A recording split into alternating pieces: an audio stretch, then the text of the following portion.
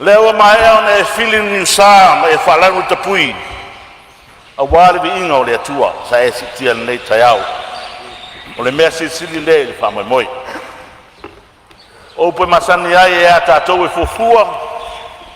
E le noa ma le lofo tu no le atua. Taro fai. E fai o vale o tatu faiva. Pa malo fa aftai la o fionga. Ai o te le irufia la le fanga tali tau o te maitai na le si o le amoa. Pe o te toi wha nefu nai tai o matanga wale te funga. Banana whatu nanga. O upo le atu nuke whapea. Aore si se vai, pe si se lima. Pe whai se tala. E au lawa no whatu lopu. O lea leo reu i auto se leo re nei tu malo. Se yo mwai tongi le au te whanua. Leanga i whainga tālo tātu tai au. Lele o so i ula. Walau i ula. La e ia i malu tulou. Tulou na le whanua ma ona tapu a whanua. Tulou na le malai le pea ma vai kanutu. O le malai ta wawe a wātia whau. A whiu ai tamar whali. Sumai se iule le alo na maria toa. A whiu mai le mamalu tapa au. Ai ari to wha lele lo a whiu mai. Te unga di ngomatua i ali. Maliu mai le pulidua mar whainga man no whapule. Maliu mai tau aitu mar sa whainga ma upu i ate o e whare ata tulou. Tulou na le malai te whau. Whamai a malai e le whau tunga tangi atu mua mapule. O le malai o le tanga manu a Samoa. Whai mai wa te tanu ai upu ai futua ai malo. A lele wa fusi ai le whau malo. O le afiafi o tamansina ainga ma la tutama. A le tupua na tu malo ai le ati whatalai. Ma le whaasau na tāni matangi. A wale uso ngā pule ma tu mua. I tu au ma la taua. Ai na le tai ma le wao fonti. O le moto le atunu. O le moto e whai mai e fola e tō whaa ma le whao tautanga. E pou i lau tū ma lau wanganu. Ai tau runga ma fusia me umma. I le lofa, ma le pule wha manumalua le tua soifua, le e wha vai ai Samoa. Mo no wha taro whatu, no whatapu ai, lau a fionga i lau mamalua le malo, ma lau ma siofa. A so tau au fo i ato o fionga i sui o fono, sui to fia, ma o tau whatua. Lele wa pa ia sauta wafen me nei, a wa lele wa nofo ia nofoa. O na fua wha ton fulau o la o fionga i whongfutalai o le maota. Mule atu e wha malo i rotu le mai. I manuia o whaiva. Lele wa inare wha lafo o le tu wha lele. Wa lele wa fio ma wha lepa le malo le malo. O te wha tarofa i la o fionga i le ipare mia. E le manatu e ui tatu te leo whatasi le yaso. E le tau mate lo e tapu ia le fono usua le atunu. O le mate o te talo, lo whangia e le atua lo sa inga marosi. Babe ona whaaspo isia lo marosi tino maleanganga. E whaatino ai o tiute ma o walawina. Whatalofa i lo vase lua. Lo a fiongai sui pānimia o maota. A fiwa fionga i li ministar kabineta. Ai a ministar longlongo. Lele foi wa tore atu ao sa fainga. Le ro fi atu le fionga te tai o le tungai. Le fionga sui te tai. A fionga fionga sa ona fa pito. Ai a sui fai pure umma. O pou na fai ia mai le fui. A wa le fono uswa le atu. Tulou na lava. Ele ngalo le tapo inga mou. I la o fionga le fam sinsili. Ai a ri mata mai tai o le fam snonga. A fio lao fionga le presteni. Ai are maru le ofiso o whamsinonga tulou. Tulonga le whap. Le whita whafonga mai an motsa. A wale lao na matas. Whatu i le motu tō tō whai ula. Tulou le fio sua maruai whanua o fō mai tulangi. I tu au ma la taua. Sa ore masale au mua ma le lau niun saulua. O pa ia nao le whare anga fulu ma le manua tele. Tulou. whapito o ngafa sa whatarofa. E rau whainga wenga tofi ali atua. O nofo tatalo i rao mare po o wase malnui o Palemene o Samoa. Whatarofa atu te whafonga tapua. A Samoa i o nei tue fia. Mai maunga mau lunga se i paia maunga iti. E re whangaruina foi tatu a wai whatasi. Ma whauru lunga uma matanga wenga. Ma au whainga wenga tofi na malo lo vai malima iai lau Palemene. A wana ngā wenga. Talo whalawa. O te manatu rawa whionga te whungatalai. O Samoa na. O Samoa mamala na. Talolo ia. La ia upa ia leo ia ma o mamalu. Whalanu ngata. A wā asatia o tō upa ia. O na tavelo leo tau. Tō o Samoa le wātetea. Ai whai whaifoi malai uma. E afua mai mata saua.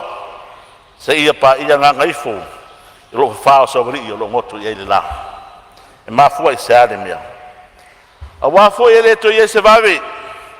I leto i se matua o whaiwa whawhia lima mai a. Na te toi ulu ulu matala wina. Ni moto Samoa. Wa mai a o nātu fuli. I o tatu tua ama o tatu matua. Ta lolo la ia. Na wawhionga te whongpatalai. O le vi inga ma le whaaftai le tua. E le whaititia i le so. E mawalunga lo tatu nunga o lo toi tulai mai. I le so i lumwa nei fono mamalu. O na olana wala wina ia tia. O la utaro whatawanau. Le tuai e soson mai ia tia au. I le whaatinuinga o le nei au onga. Ma ia aua o lawa nei ia tia i matou. Fo i le pere vi inga ia tia oi. A vere nei ava noa mawalunga e mawala tuaise leo le wauna. Mamori atuai, mai le taelo le nganga lau whaaftai ma lau whaamalo. I le pa ia ma malu o so utu malo. Tulona, le malai ma tangiu whengai mareata. O le malai na whai mai na sunu ia i la whare o le atua. Mauru wai pula fia i le langi o Samoa. Ma fuli tuai o na tupu i le whanu po. Ai le liwani. E tapua i le atua malo na malo e whaavau. E sua il nofo. I lau sunga i maria toa. O le fio ali. O le tapa au i whaasina. Su mai e lo talanga atoa. I lau nofoa vai ro loa ma lau whala na fola loa. O lau maare lenga. E whaalongo i ai Samoa. Su ai toa o sao ne lua o lau ele. Su ai le ainga sa maria toa. O le ainga o nofo. O le ainga o papa. O le ainga o tupu, o ainga te whaiwha. E sua ele la whanga usuali. Ai ale matua ia te oi mango marasi i whanua. Maupu ia te oi sapari. Taro whai. O le ase upu o le awhai atu. E moni ai tara le atunu. E le tau ilo ina le asa le tupu. A lela ua sila. Ma fita whaafonga Samoa. E ala i lau tō wha, ma lau whau tau tanga sa iri malo. Whaaftai lau tō wha ea. Lau tō pure rea.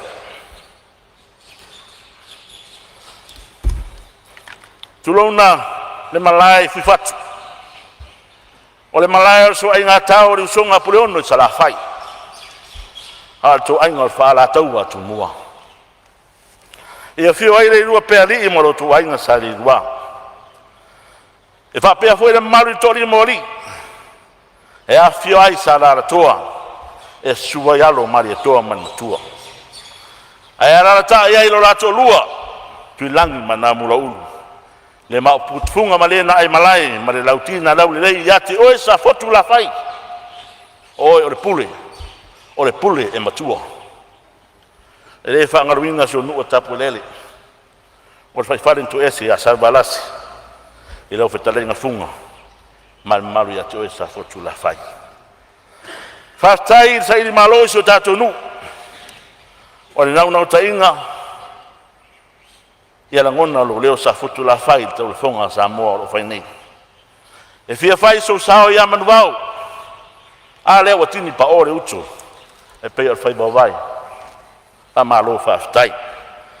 O upua salamu wa tawita ua e ave ya o le fale waina. O le fua wai o lunga o le alofa lea.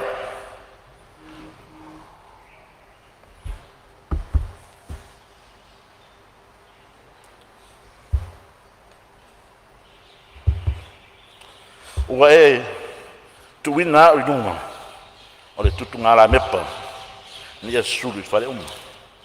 Ko hape na la ngona tutu bifo se o malepe falo le nganga ila o tupu de to malo o to lo fao ila o tama fanau na fanau lo mana batulo pa malo fa ftai le pai ai fale tu matausi o so ao sa ao matamai tai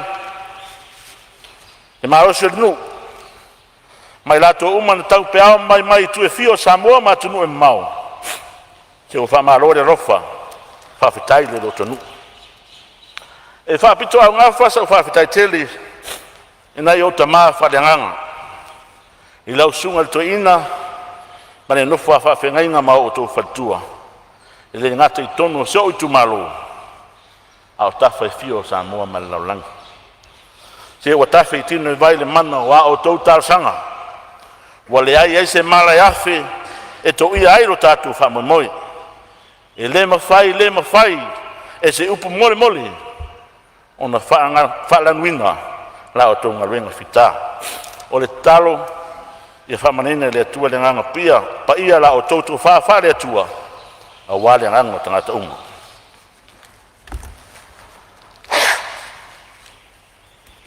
e le fa ngaruina fo le nganga la o fa ftai e la sunga papari i ri o ta eu maspa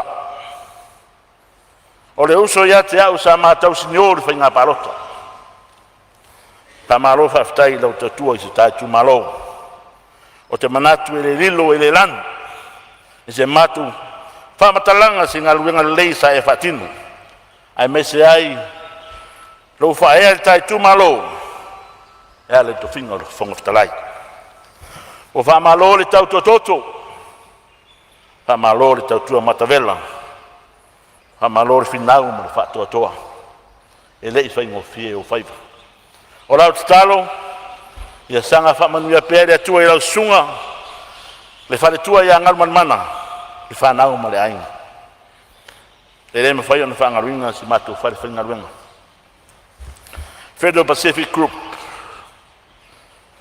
i samo nei matu e mau lau afionga tai fono ya pali Aleni Hutchison malo fatua ya famosi komiti fa tonu le pulenga ma o fa ngaruenga atoa o fa malo lofa o fa ftai fiso swani mai taro fai o to mafatia ma o to ngasia no lo to manatu le tatu maftang faftai na ya wo o be mai mana ya paanga fai pisinis ele ngata ilea o Paulo ma ngafa o wainga o te maluai wale na te lalu lo to lo famoni lo to titi fai tama ma lo to tala tama fa aliali i tu aso fai na ta fa pene ai me se lava i fa mo te tele le atunu le mamaru le tatu tu malo tamari uma ona i oso mana i o tu fafini sa o to ngalu e puno wai o se komiti ngalu fa fai la tusi tam fai ngore nei fa moi o lo si da fia le tua o to malanga na fai tau ni ata wia le tua lo to tau tinga masanga fa manuia le tua ya ti o to umo o fa malo le fina finau ma le fa longo tinga o la to upu statu tu malo o te asu atu vai malu penga o ya se fa matalanga o sala po se upo la vale po ni winga o le tau tangata i lau sila a fatino fa moi moi le tatu tu malo sa pali ma sa fotu la fai o le memoni e te tu atu ya te oi o te malu ya te oi o upo le atu nuu e le se fai vai au noa ma se mau e poto le tau tai a ele taimi e fa le tonu ai ua te ana nafi ma ona masei ma mea na tupu ai O rau te talo, tuli luma se tātou ai. A wā se tātou manuia. Le atua pule tele, ia tō mai au whamangyanga. A wā se o tu mau pele. A stai rau whionga whongatalai, o le aua mai a ona, ulu mai e ule wāoi, mai wāta puia. Ta oto la ia ma whatalolo. A se tau mo whai atu, se whamatalanga, au nei sui, ere tare tupe, o whata oto nei. E mo mua, ona whamawina lo nei sui, le nganga whaftaima whamalo. I le awiwi atoa le nei tala whatau al tupe wele mamea. O mawhai ona o whape atoa le nei tala whatau al tupe, ua tulai tonu mai lava i le taimi o tele aini li tau lo whaafsanga i ma Samoa. Mai le ilonga lava ona toe tulai mai le tamao ainga i se tulanga le lei ona o whaalawe sapanga ti aile lo langi e ale COVID mai si afianga le tau. I le mai tau mai foi i a tatu paanga masani whare tupe lo langi, whare tupe o atinae ma le IMF. E ui ai nei tomo whainga uma Samoa. Ai olo iai pea tātou i le tūlanga maale ale o le tātou tamau ainga. O le fisili la whatupu manatu. Pe whamata o lo o ngatasi vaenga o lo whamamua nei tala tupe. A mana onga o le atunu. Ai mai se lava i le tau al soifuanga. Le mana mianga mo ni avanoa whainga ruenga. O le soifua malolo inga, ai mai se ai le tūlanga o le wha teknolosi po technology. O vaenga o te tele ia, tātou te matawina au wha solo nei tanuanga. E le nā malalaina, le tangotao soifuanga o iai le temi nei. O le vaenga lea, le tau o na ave iai le tātou wha momua. Ai mai se ai le tūlanga lea, o lo iai la fonga o loa awina mai fafo. Pensini mataumafa. E tau, ngā tu tau sanga i malo, e whai iai se rātou fua. I le whai te tia pe ave se ina foi i a la fonga. Lau whionga de sui Palemene. Lau whionga de minstao ngā luenga tele. Salo amai tauina le tele o teimi fui sao tu lai mo mai ai tofi. I le tulanga le au wala i sapari. Mai ta watu leo whatino ma o whanga solo e whanga o inga o le au wala alo papa le lanu. Vai aso te atu nei le te telenti bunga. Ai e ui le nala i tito ti munga. Ai na matua sa tafe vai na poloka ai le au wala. Tau sangatu i lau whionga ni minsta mani malu malu. Pea ave se whaamumua i le awala le sapari o lo e tuno o tutono le awala o le main road a wāwhi maranga ina le atunu. O lo iai le awala sa whaatara noina i lesi vai taimi. I le taimi fo i sa whapena o na malosi mai e ngā lolo. O le emergency road le sa whaatara noina. Sa fili le maro le nava i tau. Pe ave i lalo si ufanga pe mai i whonga pōmi to sidi. Whapena o na evacuate ai pe ave sena mai sa walawave. Mai whai mai to sidi. Ia mai la tolo ia il nai tu o le tatu motu. Wa mai a foi o na tui na atu si whautuanga. Ia whaongale a wala lea i te tonu whonga pōmi to sidi. Aluanga iu te tau longo i pulotu. Whaftai leo mai tau ina atu, mo iai le fisoswani ane malo. E tu ina atu, i le mafutanga lea mapu i pulotu. A latu le awala le to siwi mfungapua, e tau tonu wa ina. O le talo lea i la wafionga le imista. Pe whaio na ave ese wha mamua. O le au ngā le awala leo te tau sanga atuai. Se wola ni mātou ma ni mātou i tumalo. E le ngatia. O uti fo i whanua atai. E no fuai ai mai se tūlanga le lamatia. I ngaru lolo, matuanga o le afianga o le tau. O mana o mia, le anga i ute whenua auta, o le tu malo ma se matonu. Ta tia tuai au tafo la o fionga ma whenga malo. I tonu se matonu i tapu lele, papena foi na mana o mia, ni awala mani el tisi, wa mata na mei tua nu. I isi whanua i tua atu, o lo ngaru lue ai. Mana o mia la o fionga, mua se amanoa, se iasi atu iai, te le se mana o mianga, ia wala ele tise ma le vai se matunu lea e tu auta. Patai ila mai tau atu e tulanga o lo iai le tatu prokeki. Prokeki lea o le tasi miliona, lea o mai tau atu o lea o sutia i le 2 miliona. Moi whawo whaftai lo tule mai i to finga min star. O lea fo e atangia mai e rei manino fufuanga alua mamau le tatu malo. E pau se tausanga nei tu malo, a mai le tu fatu tuanga. Fata oto a la fua, fata oto whainga whawae, i whapenao ni tau nuwa le miti le whainga malo. La fo mai le tu fatu tuanga, e tu langa e pio nei ai, e ta ita ia e whaipule, komiti e pio nei ai. Awani a vea ni fatia o tonai, e tō te whesiringi ai ma masalo mia lo matutula ia. Manino sa nganga le whionga le pare mia, tātou ngā lue whatas, tau sanga nā le tu malo. Lafo mai le tu whatu tuanga, a benana whanga ioi, o a la fua, o ani miti a tau nuu i prokeki le nei, nā le whata oto wau, e taula mea uma, i le tātou matanga luenga o tina mata maitai, whatu nino le whamoe le nei. Ro tau sanga foi le tatu tu malo a fa fonga mai. Ere iai ani folanga sa faia. Ele teimi sa fati no ele fenga palota. Pero no foi atu a mai se no. Le la fa atu la folanga o atu langa le iai le tatu 2 milionga nei. O le nganga ia chao. E fa pena na lofu afu. Lafu aso mai iai le mamalo le tatu tu malo le fenga ton. Me ia fa sa fua. Le tatu prokeki le nei, whapena o tofu sia tangata uma. Turanga i le soifua maloloina.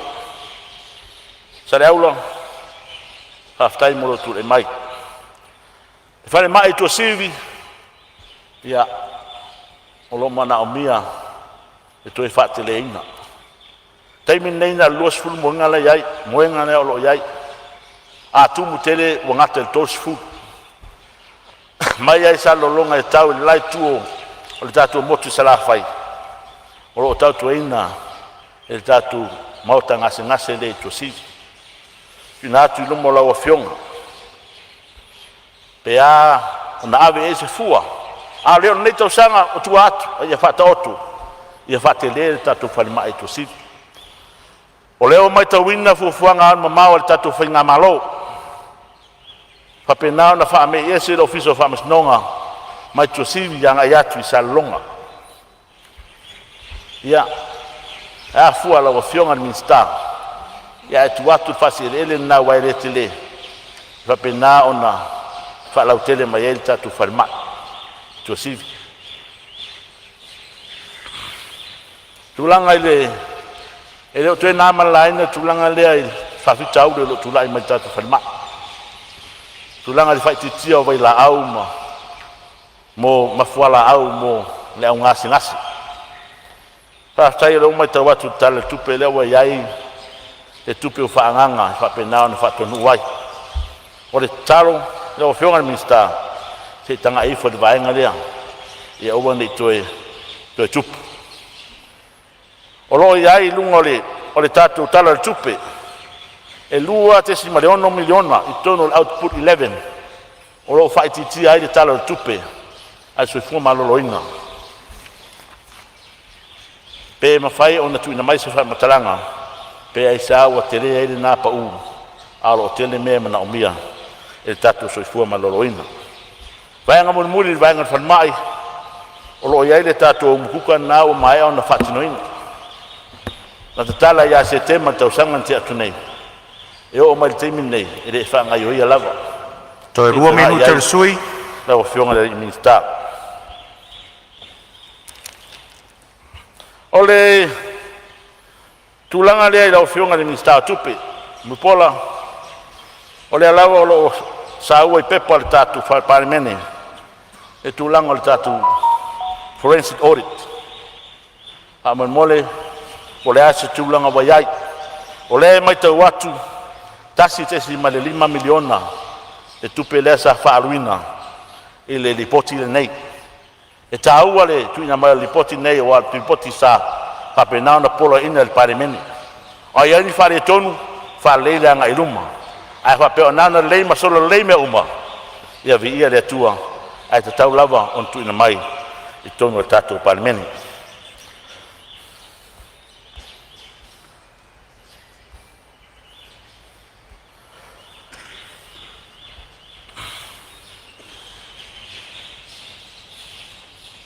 Tau fionga I le mofitalai o le ofisa o aonga. E tāua le tūranga le nei. Masalo na tau pun muri foi le lau langaina na o mai atum o te whalalo I lau fionga le mofitalai. O le tūranga le o le teknolosi. O lo iai le baru se la wafe le o lo iai whapinao na whaanganga mo le school connectivity. O tātou si le whea oma le olanga, le tūlanga mo iai Samoa le nei vai tau mātunu e mau. O le mea leo atua iai atunu. O le internet. O lona winga, e tā ua le awe le tātou whamamafa. E le ngata ia onga, a le whangai o inga mai o tātou whono whaavai, mai si tūlanga o mai tua nuu ma la whanga. E au ngā mo le soifua malolo ina, e au ngā mo le atina eno nuu, e mai se foi le ngā solongo ngā luenga malo e mai se foi e whaangai o inga o business na o tō mai tau o te mili nei e whai atu ale whono I tono le internet o le tūlanga I tausanga inga pe apa e whapea o na whaalau tere tūlanga o broadbands ia ngā atu tua inu I tua e whaatino inga luenga ia mo le anga I luma ia mai tūlanga le tono a onga wa le sa whai le tatu school connectivity ia o au te presidente le matua onga I tonu sa vai sa fotula fai ia ele yola lava na vaenga maro fa lalo pe fai to kana ia ai e matua taua lava le protect le vaenga le la to fiong ole tulanga le office of farmsnonga le o mai o pa iai le foi o mamalama mai lalo le protect nei oro iai le 5 miliona o fa ngaina au wale fai ngole fale le o office of farmsnonga ia o te dei loa pe lava se fale le 5 miliona pe le ai lava fionga le office of farmsnonga o le watu I lalo special item a lea o te maitawina o loo iai le tūlanga I la whaatino ina ngā ruenga lea e whai ele tatu officer fōi sa longa Whai umai te saunoa ngar sui o lo saunoa o mai alu taim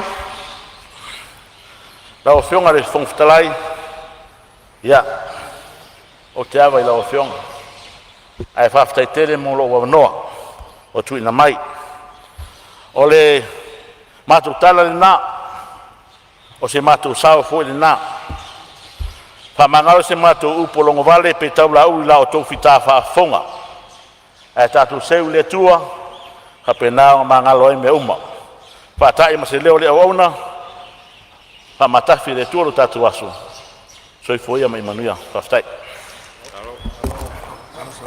Malo whaftai saunoa ia o lea ua whafonga maua le maota tā penanga mātango fia le suis fono mai le whasale le anga tolu whafonga fo I le tu malo e tu sa fo le saunoanga mātango fie tu sa o le tala o le tupe ia o lo watu atu pea le avanoa I sisi suis fono e saunoa ia o leo mai tau watu o leo ua fo mai le sao le fionga I le sui faipule, le sui sfono mai le tu malo fale alu. Sao noa wawa no le mota. Ai la. Aftai tele mo le ava noa la o fionga I le fonga fetalai. Tala mai le langi, le mamalu le tua. Palia mai fo I le vani mo nimo, ngā luenga ona a au. I malia ia te oe upola o mutu. Ma fau whaunga o loto. Le li ie la upapa. Ma le na te tongi o laina. O fionga le fonga fetalai. Ma le malu le Palemene. Tainane le pau o le maota nei. Ma puane ia i au maota tapuai. Ma au lawa fetalai. Wa au pa ia Samoa o le ele whaalanu na tā. O le maa whafua ngalu e loa e le vai luanga o le tai. O le o ngā sami e le so ona wha ngota sa ngole ngole i eise tau tai. Ta otola ia e panga. O upa ia e le utu fie se ngā ngana. O le maota e tulu i tau. Ua ta oto na wha vai papa. Tulau ia tula toa ma le au fuelo loa. Se ia ufatu lalo ia so o le titi o le tamalo. A tini tau wao taia le pola. A wā tama mo la tau ainga. So sofa le lango sa a se i tō le inati o le tala i le. Ta o nofa ma usa afi e peo te pua i vao na mo o i lupe o le afi. Sa ngai malo i maunga mātu vasa. Ne i ifo se manu vale a ua langa le ngaa. Leo te moa i whaatu lo wai au pa ia Samoa. Tu launa ia pule ono i sa la whai. I pule whaavae ma pule tō fia. Ma le nofo a ati pā i whale o pule. Tu launa ia le whale whao tu mua. Ma upu i tu au. E whafonga le fua a ainga i le tai. Ma le wa atau na whanua. Tu launa ainga e valu. Ainga mā lātou tama. Tama mā o lātou ainga. Ainga o tupu. Ainga o nofo. Ainga o Ainga o pāpā. Ma ainga na ta wha. Tulaunga la o tau sā se e wha. Le tui a tua. Le tui a ana. Ngā tolo ai ma le vai tama soali. Tulauna ia ainga e lua na sa ili iai se ao le mā lo Samoa. Ainga sa mali o toa, ma ainga sa tupua. Au ia ma malu ma ia pa ia. Ma ai ona lo loo ma le lifa. Wale tu ai tau nui whanua o Samoa o le sā o le fola o le tala le lei. E whai lo mai eile atua ma lona fina ngalo. Ua whai nei ma o whaavae Samoa. Ai alanga ma wha leo e ana au nei so o se whata whai tau langa. E fina ngalo pa ia o le tua. Te fia wha atu lou fo i au pa ia wha le malo. Tu lona ia le fio, lau a fionga le au ma malu le malo. Lau a fionga tui ma le li whano wa le toas, sua lau vi le lua, ma lau masiofo. Tu longa o tau a fionga i sui o fono a sui tō fia, ma o tau wha le tua. Tu lona lau a fionga le fafonga fatalai. Ma sui filfilia uma o le maota pal le Palemene o Samoa. Tulona lau a fionga le Palemene. Lau lua a fionga i sui Palemene. Tulau le mamalo le kapeneta ma minsta langa. Pa malo atu ilo o tau tu lai mai e ta itaina o tātou malo le nei vai tau, ma le nei no fo ingi. Tulona lau a fionga le ta itai le tua ngai. Tu le epa au e lua i ono, na ioti dokta sa i lele malia le ngaoi. Fionga le sui ta itai, la wofo Fonotaga, Pierre Meredith. Ma sui ma malo le tua ngai. Tu watu lau tu foi, o fionga fiame Dr. Naomi Mataafa, sa tu mai le foi. Sui ma malo tu o tasi le Palemene. Lono lau fionga le whaamasino sili, sa tiu si mativa peresi. Whaamisinona si Neil whaamisinonga maulunga lau fionga vui Clarence Nelson. Malima malu whaamisino whaamisinonga maulunga. Whaamisinona si Neil whaamisinonga whaere tu maa lo. Talasa atoa sa anga. Ma malu atu maitai maa lii whaamisino whaamisinonga whae tu maa lo. Tulau lau fionga le Peristeno whaamisinonga whanua masuafa. Le sa rapi wa ai malima malu a lii mata maitai whaamisino. Le ofisa o whaamasinonga, papenana so sa iete o ta maitai maali i lo ia, ai tai nane matanga luenga o leo, la tau ia e pui le tu la fono. Talono le whaululungo, matanga luenga ma whaalapo patonga le malo. A mai se foi pisinisi to maoti te tono Samoa. O tau nei, e tai nane au whainga luenga te tofia le malo. O tau lo lima tau matau i le malo, i ana ngā luenga whaatino, malo le whai o le whai. Le whaangalo ina lo tātou motu i se sae, wa le sua ma le vai whanua. Sa ole masale au mua ma le lau niu sa e lua. Susua i fo fo mai tu langi, ma le nofo ma o pū ma le mamalu i le whale anga fulu. Malu fo i oe le motu sa, wa le afio li i susu whaatui ma au vao to. Ta mala manua tele ma le to o le whale ula ma le la au na amo tasi. Upa ia Samoa, ma le taisa ma sama le tui manua, se ia pa ia fili ma pule tu na tō pule ai me sina le atunu. Se lao le nei lo fionga le ponga whetalai. Te whaatu lou ma o whaata lofa tuai si o i tū malo pele, whale alupo. Te lou ia la wa fionga le lu ai ta whai wha. Le wa fionga au waa oe o le tupu na wha nofo. Whaatu lou le usua lii, le awhi fio usua lii, le ainga sa seu manu tafa, ma le ainga sa amitua nai. Hae au unga pō ma whale tanoa. Tulonga fo ile fio le maupua na whanua ma le matua o la mosi tele. Tulonga le awhi fio tapa au o le nei tu ma lo. Whaatulau fo i ma le anganga whaalala le ala tai la o tautu a wha ma silia la ei. A me se le mamalu le tapua inga e tasi a Samoa. Le whaangaloina au auna so tofie le tua i so se fata whaitau langa i whale alupo. Tai nane ao sina o ta mama tina ma te tua. Tulau fo i aunga whaapae, whale tua ma tausi. So o awa wa luma ma losio le nuu. Ai mai se le whanau lalo baoa. Le whaangaloina tapua inga o ma tō. Tangata nuu i whale alupo o lo tapua i mai nuu e mamau. Whawhetai tapua. Wa mai a whae ele wa atele lo na sitanga fita. Au le wa atiu le a whanga o malo. Wa ale tō whaata tala ma le whautautanga tausi wa atele. Ai foe tu ese le se sunga pau. Sunga pau i whaafea ngainga tau i le langi o sio tātou i tū malo. Se unga tāvo i lupe le wao sā e ua mapu i le tula toa. O na le lofa lau tele o le atua. O mafua e on tātou whesila whai manga whetau wola. Pei o le upu le tamaitai o le utongi tapui tea.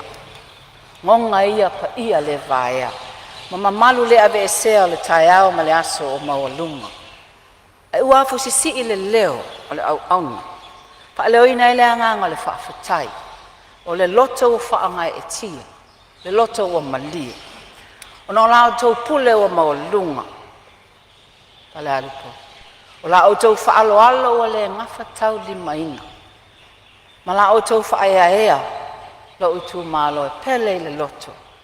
O tau te tofia i lo o whaatau waa. Moli molia la o tau tō whae pa ia. Ma la o tau whaau tau tanga e alu alu mamau. Waso tātou sao i upu whai al malo tu tō tasi o Samoa. Lona mao te fono i tia whau. La o te talo i le tua i aso uma. Whaangaina lo o whaatau waa. Ai o te whaamoemoe si o tū malo i lau tapua inga. Ma upo la tunu e le sili le tau i le tapuai. Lo o iai fo i te tono le mao te fono le ne. Te whai mea whaalongo. O te whaalangolango atu i lau tu o lalo ma lau whaatonu tonu fo lau. O te whai alo finangalo. A vea ia o ma awe fi au. Te tono le mao te fono Samoa. Manuia tele lau tapua inga. Si o i tū malo pele whale alupo. Lau fionga le whonga whatalai. Se o liwane. Se whai ni manato le nei usu ngā whono. E tala le tupe wo pēa i lumo le Palemene. Whaftai le tama i tae meni star. Ai mei se ia ofisa pulisili sa o le titi. Ma le tauma whainga le tala le tupe. E le whainga o fio. Mua na o O mona o fia asia le matanga luenga ta ua lava nei i whale alupo. Le matanga luenga o tina matamaitai a tina e o fio anga maanga fesota se masina ta ua telele nei mo tina matamaitai I tala fa sul pitol a tina e no tamaitai ping topa ta ul masina nei wona fa lau loa ma fa ta ua ile ka nesa ya fia I tamaitai too low fa ma mafal nei tau sanga ole bave ona I loa early detection fa malo join matanga luenga nei fa pena vola matanga luenga so fo maloloina a mese fa la putonga ole society ol kanesa e mai fale tupe fo ele en said mai ta wina fa ta ua yol pingtopa ta ua nga luenga fa lawe loa ona e pele la to pele ya itato e wa fanu ono nei fa mai tuna talo al matanga luenga fa au fa tele ina bese seleni ya fa tele fa lau loina ole nei fa mai tanga wenga vele pena uta this is my favorite ministry o waya tu le yongal ministai la ititi moi fa wo ya ele upu fo ele sirfia mala ititi ma ini te tai donu fo o yongal ministai fa ma ini mai lava fa ngalo tutele fono fa vai nei a mesele miliona nei 2 miliona fa afetai lo mai tawina e tasi male vale e 2 miliona sa ta o le afaina meta ua tele lava ia ati na ele nei nu lo fa tali mai au sauni vo fa la lupo ona lo maua o la faia fainga fa vai e lima ta ina ele tau fainga o le 2 miliona nei wal meta ua ile lau matanga wenga lau fiongal minsta e mai sa watu pe ia mato e faia ia mato ati nai fa fetai lava o te fia fair fo ia le matanga luenga o ngaluenga te tele felaua inga ati nai o ngaluenga te tele ta ua ia fa mole wa matua e fia ni tau sanga ngata le fainga la awala tai fa la lupo ino o yaile pa inga lumato lua felos fultasi le HRPP e se tau mafainga na fai le lua felua tasi ile awala e ta ua la awala tuaia si la fia fa la lupo e ovatu male valu maila le fu ole nu atoa e umi la vala e la awala tele le sawe main road e o nga itai Falanga ina lava le awala. Ai awal taimin nei. O tele lava ta avale ja mato nu. Ta ua yo ta awala lea. O ta ua fo le awala lea le main road. E alu itai. E peama le luas full tasi minuti o alu lau ta avale. Ona e le ngata e mato nu. Ai fa pena fo le telo turisi. O fionga le minsta. Fa mole vato e se tau mawhainga iai. I le te le se me whai. Ai tā ua. Ona ia tau lava na o lava i tai. Ia whaatāni, whaalelei a tili le awala lo iai. E awala te tele fo i awala alo pēna o whaingoe. Siron whaingoe inga whapena. Awala ta o awala alunga i tuaia. Alunga i uta. Sa whaila le awala na i luafe luas fultasi. Taimi nei, ua matua i whaaleanga ina lava. O le mafo anga. Onga le drainage. E sa wale vai o na toi whaaleanga ina lo lea. O lea ngaluenga la nai le te le. Ka mo leo o tu e se fina ngalo lo fionga minsta. E tau mwhai o na whaia o na last lava lea. E vo ile si awala alo. Sa fausia ina fo ile ina ua umale ina ua umale tsunami too low. E na whaia lo awala alo ia itangata pea o toi e nisi malafa al natura. Ta uala le awala na le awala alu le area ta o ta paua. Le la sa faia nei le fono fa avante nei fa fetai ai wa amata fo ina toi aia. O le mea lava lea. O le faia le oni ala vai fo nei e alu ele vai. Fa mole yo o foi se fina ngalo. Pe ama le tolu se fulu ni ainga jo tonu lava fale alupo. E o mai lava le temi nei le imoa se vai. Le moa fo ile power. Ono tulanga lo ia lato e ila le vaanga le ita paua Amal mole se yo fo ese fa tau. Te le lava se me faia. Ma umon fa so ta ia le tanga luenga o le vai. Ia mal pawa fa pe mai lato e tau ona to tu ni si po. Te tau ona so atu ni paipa tu lo le mota. Le tele. Ai fa amal mole yo o iai ona na o mia pe a male se lau tangata. E a fia ai. E le taua ia o le alternative energy for inei o le solar. O fala lupo. Pito i o le one of the driest places in Samoa. E tau le timu. Sia timu le matou no. Ai o le lai. E matua i malosi lava. Si le fa e lau fionga le minister. Pe a le solar energy. Fa o ngā o se si mea tua i ai. Pe a furauna e fai vo ima pele. E tisi le alu atu le main grid. Ma fa alo lava. Le minister o turisi. Sa turisi. Fale a lupo lo ta oto ai. Pe nina o mataanga ta ua ia le talafa so pito o Samoa. Le ana o nā whanua. I anga lenga. O matawhanga mawa e lava e mawhaiona wa ai. A whaile si whaul puenganga le mato nu e mali. E ngoto i ai le lae moni lava. Matawhanga ta ua la nai te wa ai tu lava wa luifo le la. Tūlanga vai o moso. O le vai sa lia. Ai mese fo i le ina i lau. Le e whaopunga le au le ina i lau. Lo e le House of Rocks. Pe nā fo i ia le, o le mtaanga pito i, whaena o whaingo i na pito i longa lava i te tono Samoa. Ia e mese fo i le Pasifika o nei leise mataanga whapeo i ai. O le mātou canopy walkway. Pe ane ma le ono tau sanga o le to whaonga ina. Le awala lau papa fo i nei e pes fulu mita le alu i lunga. E fia tele tu risi mai Europa. O le whanonoanga, o le tele tu risi o mai mau atu iai, o le toi whaonga ina. Whamon mole lau. Si silane iai, o ngā le tā ua i o whaalau loa ale mitanga luenga lo whaia. Ai a tia o ele lava. Mana i pele o atu foi. Ma mat batu leini whaamatalanga o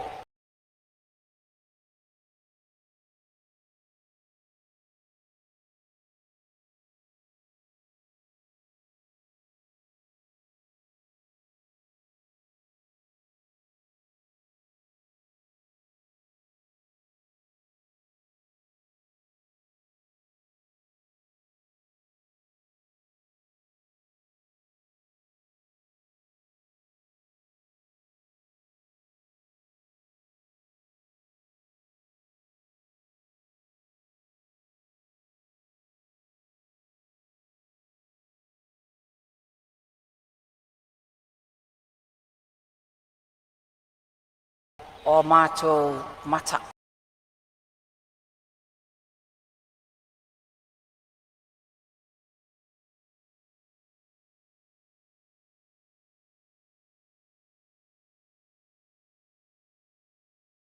Ape me se valele. Ele taua la valele la tu e fai ngon tau sala o pod. Taua e valele va pe tau sala fai. A mai mo mola na. Taua ia. Fia maua se ona le valele ona ai sta to valele. E se la taua. E te lea tu el profit e maua. Lua va saluai sa o malanga ni sila e uia fiti. Lua i tu lan fa taltali ai tu fa wal malanga ni sila no fa lea. Ai sau fa salanga. La to umalo o fia moia o la malanga ia lui. I Canberra. La to umai fia mo le umi sau o pasese umantongi mo malanga ia lui Sydney. Na o te ai tu le before o le screen la po o nei va pe e o lava i America. E ko va mai o cities lava o New Zealand, cities Australia, Sydney, Queensland. Le fa lau mai lava le alu va lele o fiti. Ai ko vai le alu i Dallas mal LA. Talo fai no ma fo fa woi. Mai mau pala se tau sanga la o ai Samoa. Il men nei. Le fa sia Roma se tasi tale tonu le mena. Ai te ro tanto. Alo. Ele tai fo ngala kala kai Roma. Pe ale ai se va lele. Tu na taf minister. O ngon mato nu o tanga tai malanga tele. Teo o mai le tanga luenga o onga. O lo ta iulu ai se tasio tma li o le nei nu.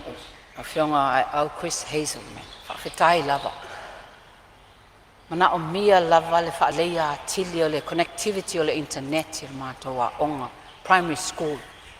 Lona lua. Na o mia lava se hall al mātua onga whaman mole. Tele na whaia ni ngā luena whainga i tamaiti e ese mai whalea onga. Ai la le ese si whale mapu ane iai. Amon mole si sila ane iai. Fia mana o mia se hall o whalea onga. Mai ta wina fo i male te toa. Le lava whaia onga e ese ngā lue mā losi o whaia onga o le primary school. E apse na whae lau whionga min stawa onga. Se tu i foi lunga ia to tongi e mātou. E meise lawe mātou i mamau. Tu i foi e me alaungi foi ngai o le isolation allowance. O ne mamau me o atu eisi whaia onga. E ta ua ia o le, foi a tau ia whanau le ne wo o i ta onga maulu lunga. Sa o maua lawa whamtalanga sa tau na whaise kolisi la talata ane. Ona o mamau ia i whanau. E intau sanga bo o lima ne tau sanga. Sa ese whaalawalawe tau pasi sa a fia i whanau nei no. Talu ele o le pasi mamau i oi i a sau. Ai a pe a tu i voi se tau whina ngalo. A ma whai anto vai se kolisi lata lata. E fiso soani i le saunga le mu o le whanau. Ia me se fo i le o le mea nei e tu low love. E whiala i le lima tamaiti a kau tuli e le teimi. Ai ma nei e pe ala talata ane i pe o ne yafu len tu e whai whalea onga le kolisi. Na wo mai lea e le matanga luenga. Oi, whamali atu. Au tira i se e ese ma le matanga luenga tu e fo e tu lava ya oema moi wha awo. Wai lo fia te le atu oi. E lava me ma mafa lava ma fo fautu ina atu le ma mea. Le la ma le la ina. Whamatalanga i lungo pe au fo nei o lungo o tuailangi. Whamatalanga tele na o ia ele saunga le mu. O upu lafo. Whamatalanga e whai aile whai e. Tu lo wa tele lava o tai. Ta mama tina o i la tau o lo o paululu iai nuu ia e o lava e mātou tu lau. Maniti tino, ia moni lava na. E whatua uwha alonga fo i lea mo uwa ai e ni upu tui tu a wha apea. Tui wha fo i mai sa moa ele mea na iai. Sa ta mita ai.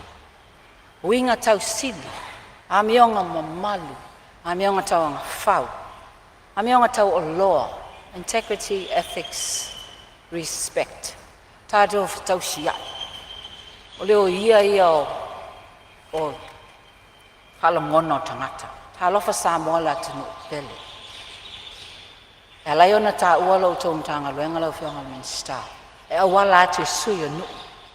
E watu latu tu o lalo. E apea whaapea.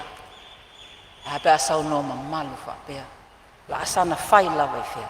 Mantua lawa le launga sunga e tai prestenia le kalesia meto tisi. Whao lalo leti. Ma le pese a tia maa. Moni a te moea la e loi mata o ina whaia ia mea o ona. Te whai lawa e tātou ia tātou. Ai sanga whai fo i whia. Sila mai le langi o aia o mata. Tu atu tu a lalo. Ai atu lava iai i ai a mata mai lava ia tau te tātou te ta. Le ao tau wino whanau. Ma fau mua e le i lafo se upu ti ngā e le si tangata. Tu atu i le tual nā. Te wha fo i mai le nganga wha alo tātou umala. Na umia lava tau whianga tulau lava. O le matanga luenga o whai whatoanga. Ma le tautai. Fishing, agriculture, forestry and fishing. Tau ai o whala lupo e umaloa. Whala lupo loa e alu sa o lava tono Pacific Ocean. O nisi la tautai pito e mawae. Tale nia o tautai whale alupo. Le mea nei o le mauli tu lau. Ai mana o mia lava se fisosoani. Telo I lato ne au sange lava. E wasi sila I fo lava le tanga luenga o whangot o tautai fishing. Se ai lava pe isi me tau te fisosoani ai. E luan pisi nisi ba alo o whaangaina al mato no. Whaatau ngo fia nisi me fisosoani ai lato. Subsidize fo ia ni equipment e whaatau whaamalmole. Ia mawhai fo nia o onga ia tau mawhai au mai ai le tu mai o I lato whaangota I Whalalupo. Whalalupo e mātou te whaamoe le koko o le ava o le taamu. O nisi fo I whai whaatoanga pito te tele le mātou whaituo whaatoanga Whalalupo. E whionga ia ngā ma seu whata o tā ua ia. Haaman mole ia abia I lalo ni tax o isi equipment na e batu ia. Telefon pokalame whaalau loa haaman mole. Pesosoani ia I lātou nei. E ile vai tau e ile moli lea tu low orange. Whalalupo ia al moli lea na mai saoa mai e tena. E pito I sua malie. Au te mawhawhau lava le sros. Se I whai lava. Ia e whai ona e ni juice fo ingai. Ona ngā tolu masina e le moli nei. Ale te le I o lo nao ngā. Wha ngā ina ai. Ma whesosoani ai foi. Ile au whai whaatoanga.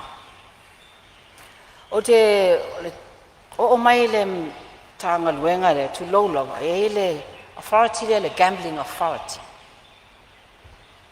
O Whalalupo le tele le o tasi le me whaamoe moe I ele ati na eina o tina ma tamaitai ma meise o au lotu.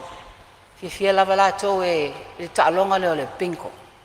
Ia ola I sende la gambling authority. Inga le tolu masina le ola. Ia e whai lava ma tau tutongi e popole fo tina. Au le tonga tā fo ia whaamoe mole la se fina ngalo. A au iai lava le gambling authority. Se sila o ni sila lako New Zealand Lotto. Wai whai el malo. Te bewe lau tātou. O le tele o lato fisosoani. E mana o mia fisosoani. E au sangi. O I lato e le mawhai o na whiwai. E ave ei van si whaatau. Ta avale. E whaatau le authority nei. Se sila nei wha o ngā se lenya lo o maua. Ia to e foi back in the community. Matanga luenga o soi fua maloloina. Mana o mia se isi fua mai sa taua. Pa mole mole le lava le tasi. Ona o lea. E wha lava la vea loa pe ngase. Pe ese Fonotaga le li fua mai o lo iai. A ese le tautua malo se fua mai. Ia ia mas fua mai. A ho atu nei. Pa aia male lofa. Tamai tai fua mai la to te tau mawhai. Tas fai la lea mea fia mana o mia tele. Le te o le ai on fua la. Ia ngal Panadol lai mo. Ai en fala au tui voi nei le tai tua sivi ia au tua sivi ai tu lama le afa lo el ta avale te le fo le saunga le muo ma tangata mato no ia fa tonga ina fo il fala mai sa taua ia ngafa tau lima ina ai tong fitinga patu se sia x-ray machine o meva mai ia le fa mai va kali se I ava no tua sivi avatu ale ai ngasia O te vairupeina le saunoanga matangofia le sui o lo saunoa, taluai o leo tatu taunu le taimo tatu malolonga masani o le taiao. O te vairupeina le saunoanga o le maota. O le amawhai ona whaawau pe ato e tali umai malolonga. O te whasisilatu o whatatia ese nei tau na manga al fono au whai tula fono, bolana malolonga o le taiao.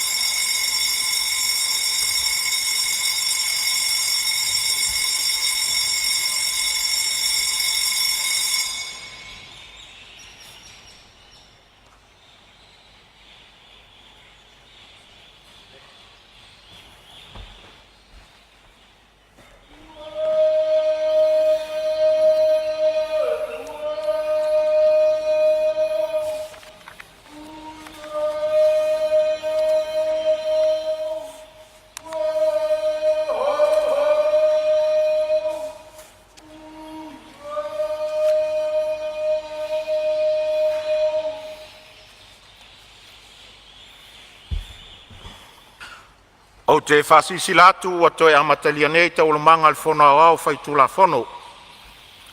O te tāpala u fionga sui Palemene mo le lafu.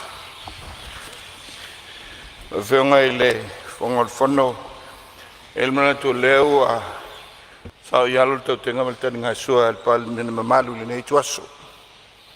E fwela le tal tununga ua o wal fasili ngā malos whaau au ai tātou ngā luenga o tātou walawina. Whaftai le tua ilan whaai ia mana mea lofa wale nei aso. Mo le tua ilan ngang whaftai lau whionga le moftalai ia meise le official fono o tā penanga ia mal tau tua ina le fono uso le tunu. Lau whionga le moftalai ua mai e sao nola u whionga le tai au mal teimu sola whailo ia le whanga solonga o tātou ngā luenga. Whamaninu foi le uti o le taimi ia o whelafula whainga ia le mauta wale tala whatau o le tupe o lo laulili wina nei. E mo le solonga le lei o a tātou whelafula whainga lau whionga whangtalai o le ala leo a tula ia e whatu le lafo e whapea. Na ia whatatia ese tula whantu mau tolu lua pupitas mo le suia o tātou I tula whono mo le asa whono le nei mātai au e whapea. O le awha o wina tātou tau olmanga se ia ulia le tula e tas I la o auli nei. O na malo lo lea matoi tau o fia I le tula e lua I la oli. Wha awawa I se ia tolu po I le tula e sful maltasi I le po ana nei. O tātou tolu po ai I le nei aso. O le lafo lea lau whionga ma le wha aloa lava. Whalua le whionga le minstao tupe, whapea foila whionga le minstao tālonga, maranga o al fia, whapea foila whionga le minstao whatoanga. Siri, po la whamaunia le lafo e whinangalo iai sau no mali ioi.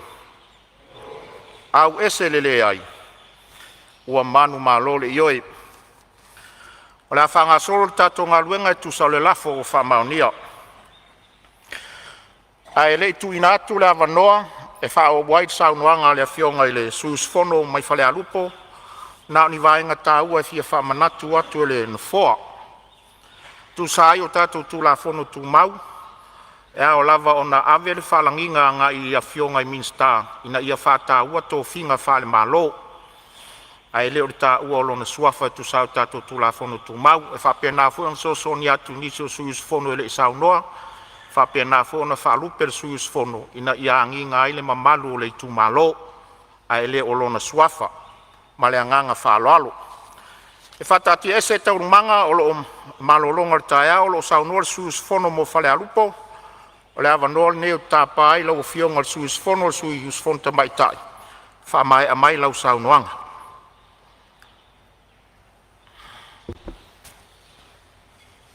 Aftai tere mo le avanoa lau whionga le whangwhatalai. Lata whai ufo I le tautalanga le sui.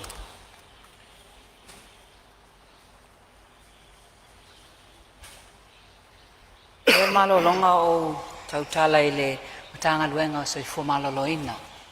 Pa o matuai se tala whale alupo I le tanga luenga lea. Al whalalo lava. Sa iai aso la le meo le medical clinic I o I whale alupo. E se tamai whale mai fo I nei sa iai. O tā ua ia. Ona e si inga tā. Ia mātou ta māmatina mātutua. Pai sima maol me sa iai. Ia le whale mai. Ia o fo e al taimi le nei. Tele meo le leanga le awala. Tau su e ni awan te tā vale. Si le whaela o whionga le minsta. Le mawhai lava ona toe whaola. Toe whai se clinic la I titi lea. O le tā ua fo ia. E mawhai ona asia I la tau mawhai e siaki o tulou le mota. Siaki o le suka o le wha mai maasani o na fi ai.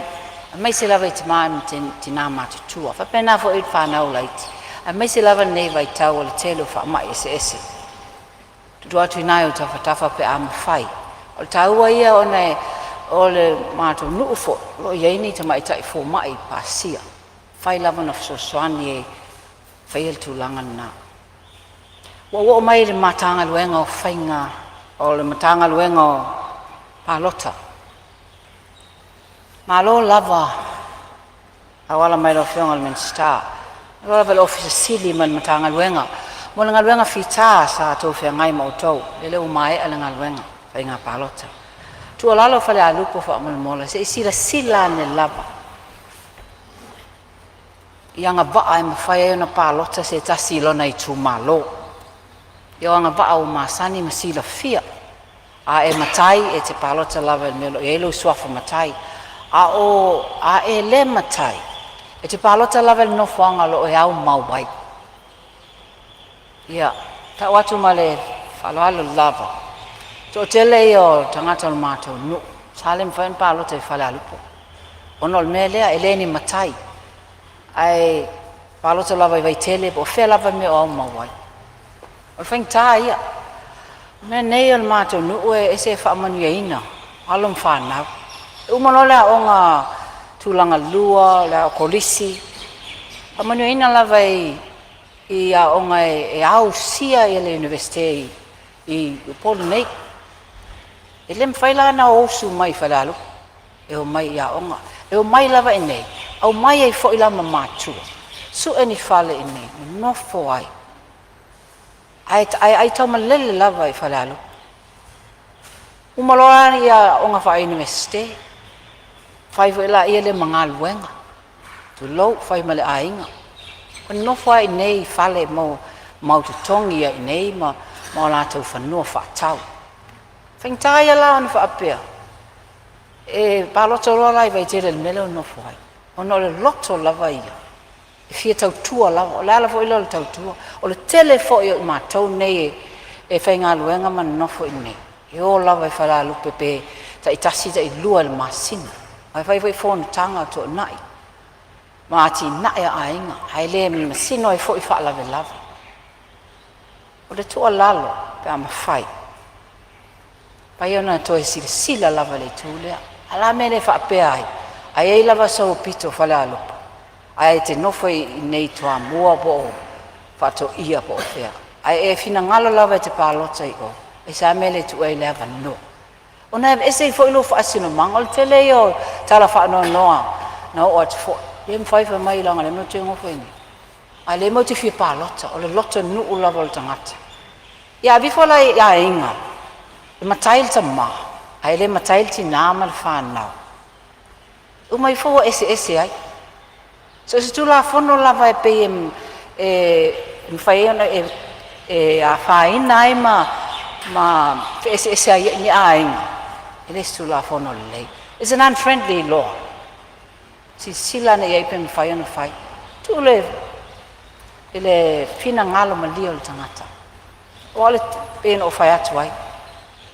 Fafatai la foi la fai ngaluenga. Sa lama lava i lato. Sa fai e matou nei e ola. E fai fo i mata fale tu lo. E lo lotu ai fai la lupo. Nana ta li ai le tu atele. Alu tu atele pen o fai atu. Ngona e ala lato fa no. Tire tio la ofenga luenga i lo o tau, ai ono tu la fono. Pai si sila ne ia. Ia o lisi foi mea sa ue la to. Lea la fa mai te palo te sweet vai tele tu lo la, sui mamad. Eve mai, au le lo apo ai. Anei la vala ave ai, ma i mauli palo te tu lo. Ai le ai se, ele ai foi se loyalty tangata le le o sila fia. Pio mea nai, tu atu au tafal, fionga minsta. Se yo ia ro fa te tau.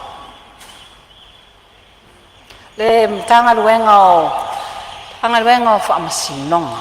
Tanga luenga e taua te fo ia tea. Sa yaso ia. A ule stara le fa masinonga. Tua uma maile a onga mai fafo. Sa ele circuit ia sau. Ele ingata i o i tua sivi.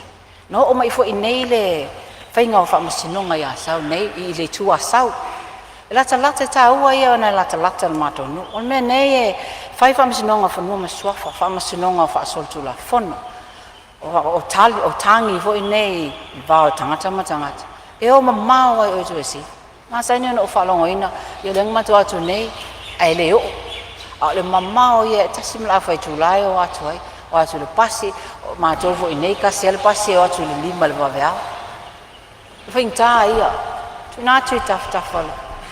Lom fiongan le min stao pere o iai sa pe tasi le lua masina se seke ta ua ia ono mai ai leo i o whaingo fia whamasino e ta wale a o mātou nei ta ua lava le ai o se whamasinonga le tua sau legal aid o lo o whaangaina e manuia e ta ua ia o le whaafosone nei a le malo te tongi i lo ia mo i nātou le ngā whatia le tonginga se lo ia whawhetai la o unanga le whaawa o pea tau tuai la i titi lava ia ai whawhetai lava lau whionga pursini o mai le mtanga luenga o sota inga te le o vaenga sota inga e mese le pule whaatoni te le o vaenga o whala lupu e drop by the signal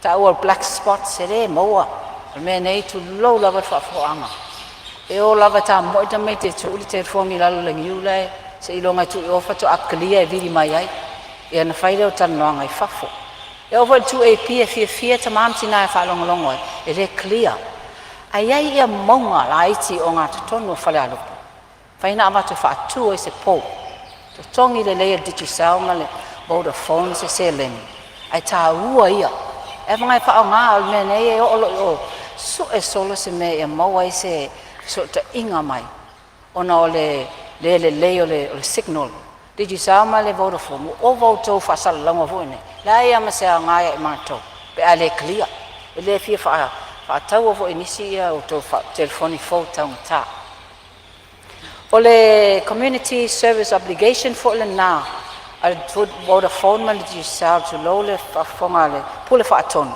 se va ai fo po o lato au sia ale ai whaatangata atili lato lai seni tanga luenga o ta alonga ta ua ia tanga luenga nei tanga luenga o sports and recreation tu ui lunga le level ui longa Samoa le tato manu Samoa po lafo le tu langa o ia le tau mawhainga alo ma whanau se ta ua lava le tato tapu wai fia tātou te talo. Ai ia whaamalusi awa i fo ia i lato. Whaalima na avea o masuyo. O le tātou malo i tālonga nei o le tenisi tu lau ma le tanga polo. I le se mea mā ia i mātou pe a sa uni se au malanga i o. E ma mawha ia. Ona le lo ia le tapu inga. O le tele i o tau mawhainga e tauna, mawhai e tato malo, so ani ai. O mata nuu fo e tale, nia tere ta mai tilta, alonga leo le boli. Ai leo lavangi tournaments e o ia e whanau. Ona ia, mole i makpase se moti o e lefai le tournament i pia, lefai tua sivi. Se mea silan e ele mtanga luenga. E mwhainga subsidize, i so ani, a whainga tournament so ani pa sese, o i mātou ne e mamau. La foi se fina ngalo e pea o ia le whasoa le malo. Se mawhawhau lo statement nei. Ta ua ia pa e lava se tato matanga se tato Institute of Sports se wharapot potonga e patino lava. O la ia le statement nei au te loa. Te rola te mantua lava le tala atunu une Australia. A whewis se lava le Sfuru Olympics. Ngā le lua gold medals a Australia. Ngā mantua i tā ua le mata muli Australia. O isi atunu e la iti lato population. Ai ngā le lua lava pine au. Fausia lo le awhaiwa se la valsful tasi le Australian Institute of Sports. E o ifo le awhaiwa valsful whae le Salon Olympica. Lua se full whae au lua Australia. Tasi le Institute o te follow ia. O le tele o lato tele tupe le atunu. Au le fausia ino sports. So se tu inga sports. Wa mole sila ne ai. O ta ua fo ia. O le amana ia ma tau wia. Reward i la tau pe a maoni pini mai. Ta longa nei e pena o ta ua. Le moe le sa unia. Awa ai o le sa uma nei tato ta longa sa uma tine. Sa uma ua lava whamata langa. O la tau ia ta ua ia. Langa e te le o le taimi. O te vai atu e tolu se lau balus fulu wafe le budget ale sports. Pao ngā whaale le. Develop fo i. Pao mone a maingi se tournaments i le tua sau. Mātou te tau mawhai lava i le mātou touch. O le tag e se le tala nia. Ai mana o mia lava whaale le ati. E si i lunga le ati na e maua lunga. E si i lunga le level o le tātou tau mawhainga e tātou sports. Tanga luenga leo. Whaafetai tele. Le malolo ne mansan sala fo I lato au nanga tau mai lato. Whaafetai tele le komsina na mai tune au pa au longo tino. Mai tau ia le ngalua mai losi. Lau au nanga matavela. Whamanua le tua. Whaafetai le sui komsina ia tau Samuelu mala o tau vaenga. E le asto na ia le I o le lotu samaiti. Sa fia I se tasi o pa nawa le nei no. Ai o mal temine lo tonu level ICU was fatu a ia le lo faletu. Pa le leia. Ale no to a moa to le tala na nafi. O moa I lato sa iai. Ta ua I lava patrols nei o to tanga wenga leo. Se fulu lua I areas nei lo iai. Whaafetai lava la o to ma fai fo I le tūle la au whaasaina. Ia o nei te iai tonu whaamasinonga te lo teimina ngona whaanono. Na amata o tai tasi. Rawa teimine, vai aso umalawa. Mō lia I la tau whaangaina le aisa tūlo. O isi teimi, iai au ngāli I la iti. Whesi to o whiel whārau, to o whitu ale la awe loko. Tā lo whai. Whaafetai le ofiso, komisina o lolo. Tau ma whai fo nā pito au. Tanga renga moli. Tanga renga tupe. Ia e le wawa ai ma sei. O mea fo iwa leise vai panoa o le ati na e o Samoa le I o iai ma lo le whai o le whaiva. O olo o tau whaata tau so se tū lava. Tasi lava se mea fia pā ia sui o whale alupo. Ta ua mai ua stable le inflation rate. Longa winga o tu o le arula I lunga. O leo ta ua. Ai se a ua. Se lauta la I le tau o pusa mo. O le toe mawhatia to o tele. Nei tātou whaama mawhai no mera. Ai tātou wa ai lava tu langa ta mau ainga ni ainga au sangi. Ea, o le leile solo le ainga. Ua ngā whatia pili o a onga. Ua mawhai ana ngā ana whaatau nisi me wale tau sangi. Fia tina ma ta ma. Lava le whaaso. Tātou wa ai fo iai whaamole. I alu luma la tātou wa. I ola aseu I whanua. Sa ola mātou nu. Whaamaui fo I lo waa. Muli ai sa o whaafetai. Iau ainga. Wo mai pe lea te au ai. Ona o tau sanga. Ma le lango le whatua o ia. O saunia le whaamoe. Lo ainga sa e au I whaleolo.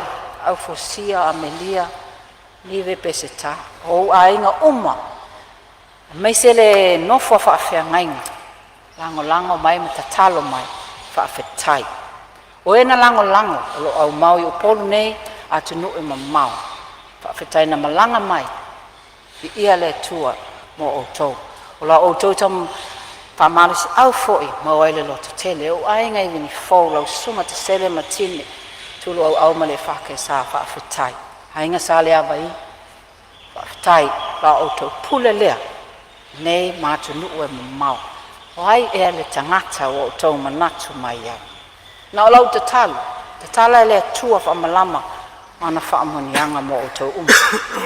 Lau tungane o lau roka fui maono le a tau le sa. Junior ma uso ma tua whaafine. Se iuli ele sara ma ainga pele. Ia meise te maa le ainga. Au mua fiso lai Clark pe teru mal whanau. Tui tonga pal ta au miracle kirki lange ma tu se tala. Whaafetai le tua la o tau whaalota tele. No o mai lea le tangata sa ia tau whaia mai le nei wha moe.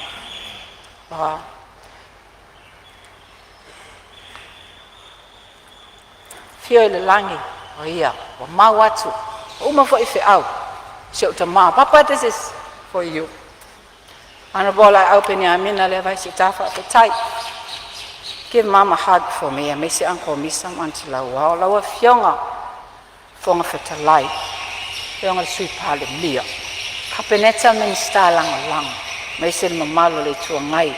Mamalo le mawata nei o umawa fia. Tai nane whaafonga mai. Whaato watu nu. Ulufia le anganga pa ia la usu ngā fono ele nei aso. Whaafuluina mai le langi le tō whaapa ia ma le whautanga. Pe tutu na ia wasa manuia o Samoa mo atai au. La foi nu ai na. Nu le ai na se lape. o le whamatalanga le sui whaatau waa whale alu. So fua ma ia manuia.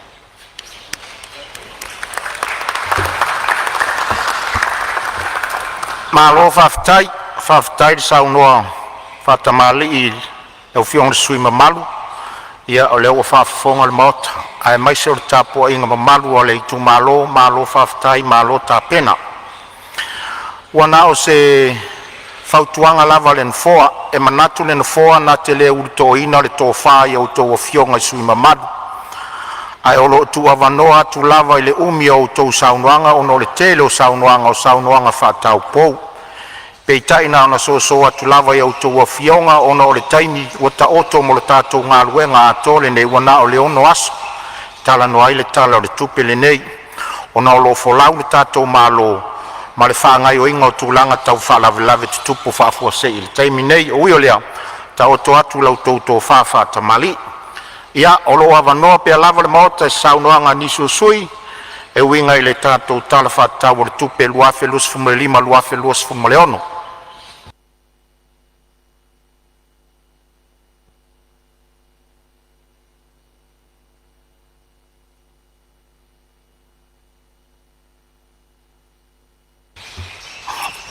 Ia, mai tau atu na fōa pe o whaatūtūnga tā mota. Ia, o leo wa maa watu le sui o vai maunga numera tonu o le sui o sānganga whā. Sorry, wha sa watu le sui o sānganga whā leo fo i mai lo sā, ia wa wanoa le maota mo lau sānganga.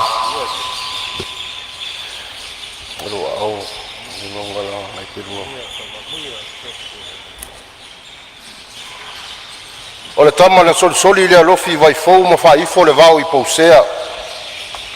A wā le tō ali i malpaia o le ainga salvalas.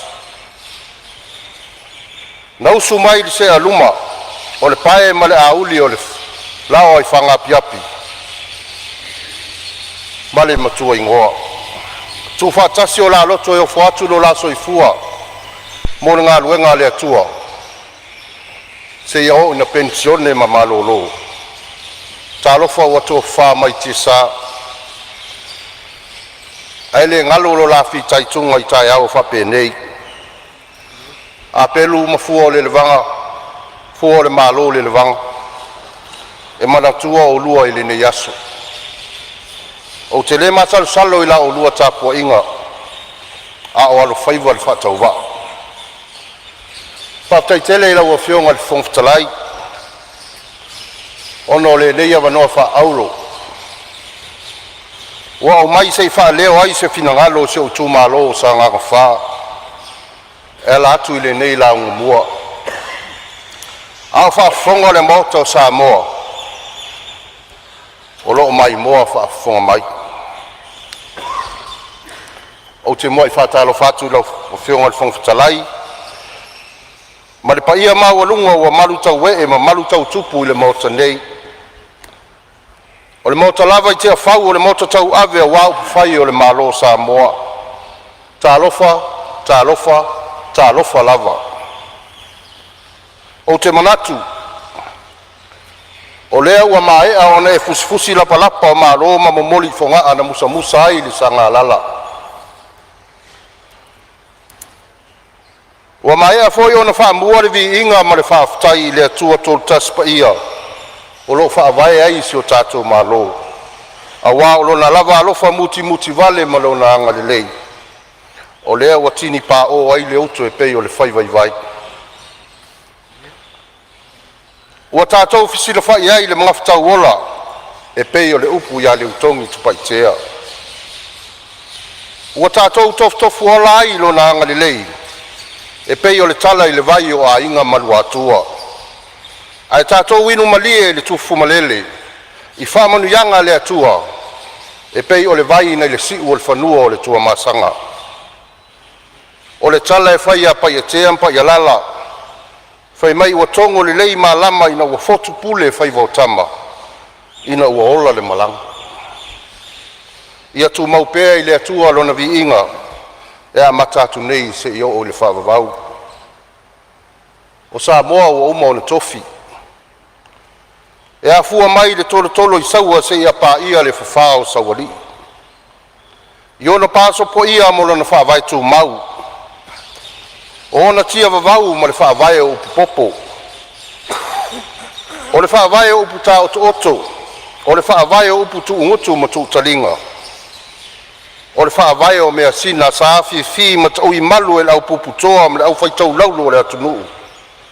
O mea ia sa te ufatu ia ai o finangalo. Sa mate iai Samoa. Ai ulu mea fatu fala I lau whaitau whaa. Ma le au whaiuta. Le nei wa folasia I malai. Malo mauia le ingoa ipu ana whanua. Ai ta whaitoa o tau mamalu mo tau pa ia tau langi. Ta lele ia o tau tupua saa. O tupua tausi. O tupua tu mau. A o le nei wa malamangia I tumtum pula I tupu matama a inga o Samoa. Whapea whetua o ina o a inga. Le mamalu I tō le ava. O tō le manino. O tō o whale upolu o pāpā. O whale upolu o tō whinga. Ai tai nane e whale upolu o foe ma le tapua inga Samoa o poto. O lea ua whai umutitiu whaiva o le apanga ina ua toa le ulula I le saa o le saa ngā lala. Ina ua li I le matangi. O na au whapito fua lea I le moana wala whausu ngā seu. Whai mai o manu o le tua sivi e whangota I tai whanua. Lea ua whetau I ulu manu e pei o le tala I le langi I malo fie. Ua tūti atu. Tu atu tonu le lupe a le tamaloa. O iai le tā ofi. Ai o te lei la sia maunga lepa ma o whaasau I atu lulunga. Pe o te la sia fo I le pai valu o le maoto le tui manua e pei o le tala I le papa o fia longo. O te matua I tapui lava le tapua tu po le sava. E pei le tala le alo li ia wal ta o to lima ngalumalimana. Ma o whapoi li a whatu wanu a wae whainga tālo o soli tuina. O le paia ma le mamalu mawalunga. Ua malu tau e mamalu tau tupu I le mauta nei. Tulona ti whau o le mauta tau ave o le malaya o le whautu ngā tangi a Samoa. O le malaya li poi ai upu whai o whai ngā malo o tuto atasi o Samoa. O te whatulo uato o wale a fio mai o lau a fionga I le fonga whetalai. Ma le sui fonga whetalai o le mauta fono o Samoa. Whatulo watu le fio mai o lau a fionga I le Palemene. Ma fionga I sui Palemene. Whatulo watu le fio ai o tau a fionga I tamaitai minsta, tamaitai mali I minsta. Minsta lango o le kapeneta. Whapea le paia mawalunga o le nai tu o le mauta. I le whainga malo o le whatuatua I le atua Samoa o tasi. O te whatulo o te fo I le tu o le mauta I le fio la o fionga I le taitai o le tua ngai. Lau sunga I le sui taitai. Ma le mamalu o le nofa whaipule le nei tu o ngai. O lo o ngai a le whainga malo. E tu o lo puipuia ia tau o tangata. Le HRPP. O te whatulo fo I le fio mai o lau fionga I le sa whapito. Ma le mamalu mawalunga o sui toa tasi o le maota. O I tātou lava o lupe whaalele o I tū malo whapalota I 5 ma le tasi. A wā le Palemene o Samoa mo na upufai.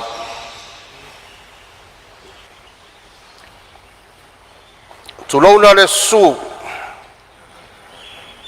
Tulona le su o lau sunga I whai lau tusi ma le sui whai lau tusi. Whapea lau sunga le lisa tini o le maota. Au te whatulo fo I le ofiso le fono au whai tū la fono. Le paia mawalunga I whalulunga o matanga luenga. Ai mai se o whalapo tonga tu maoti le malo Samoa. Tulou na lava. O te whatulo atu fo I le whafonga tapua I mai o le afionga I le au mamalu o se o tātou malo tuto tas. lau afionga i le tui a ana tui maleli i whano wa le toa soa lau vi le lua ma lau mosiofu. Whatalo whatu fo ia o tau afionga i sui al fono sui tofia ma o tau mosiofu. Le pa ia mawalunga o le ofisa o whamsinonga. I le afio lau afionga le whamsino sili. Whapea li i matamaitai o le whamsinonga.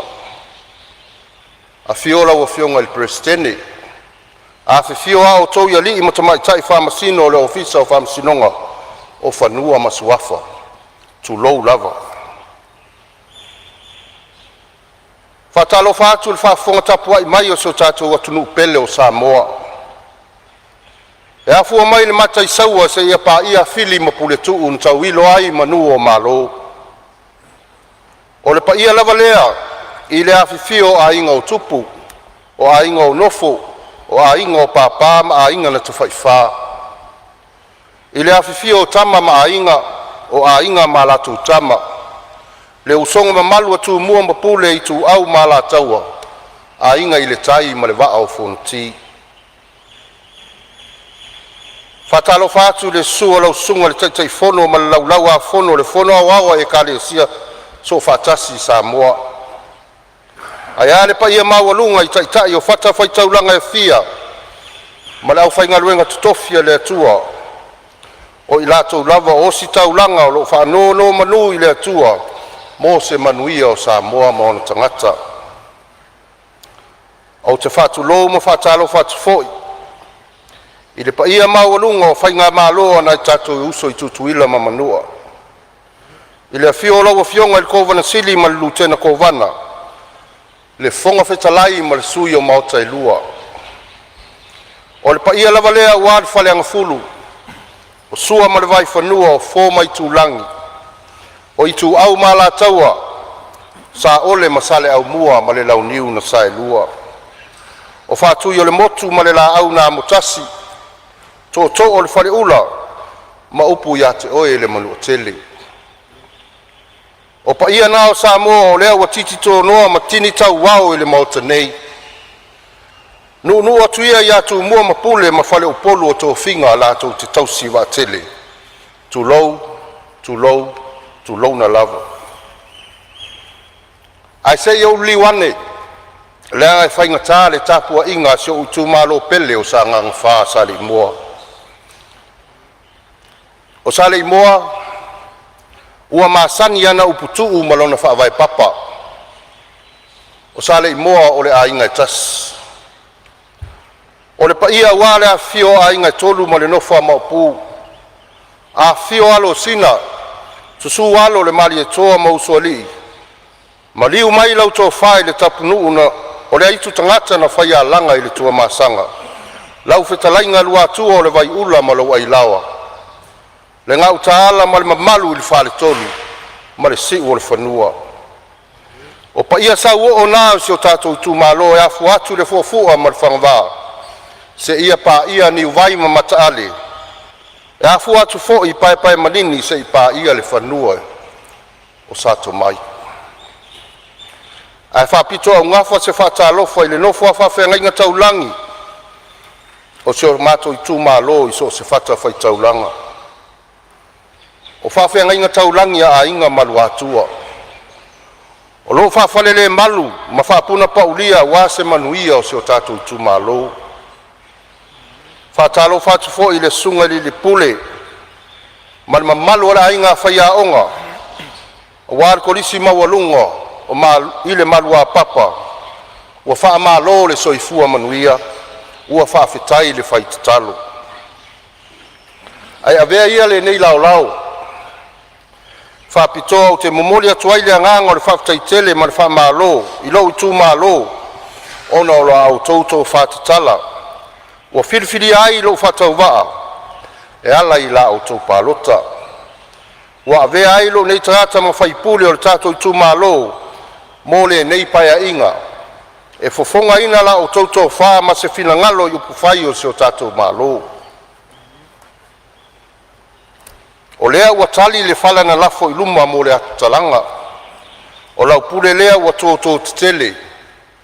Ua o pale la ei ua o pale la e faatua o ele o lau pule lea ua malie le faaloalo ua faafetai le faaeaea ua faafetai le amanaia ae so se faiva e sii ae tapua ia o faivanā e manuia so i tumalo oe o le a se malosi ma se faatauvaa o le a ofoina i ai ma le a toʻatoa auā so tatou sao mo lenei paeaʻiga ua uma ona fai laʻu tautoga i tonu o le maota lenei maʻau te talitonu o le tatautoga foʻi lenā ae ou te faalagolago i le faamalosi mai o le agaga paia e mau ai so talotu tele ae sauia ina alo i lau tapuaʻiga mamala mapu ane ia i nia fane ae lafo le taula i malolo e pei o le tala i le sā o le manuu o le sagalala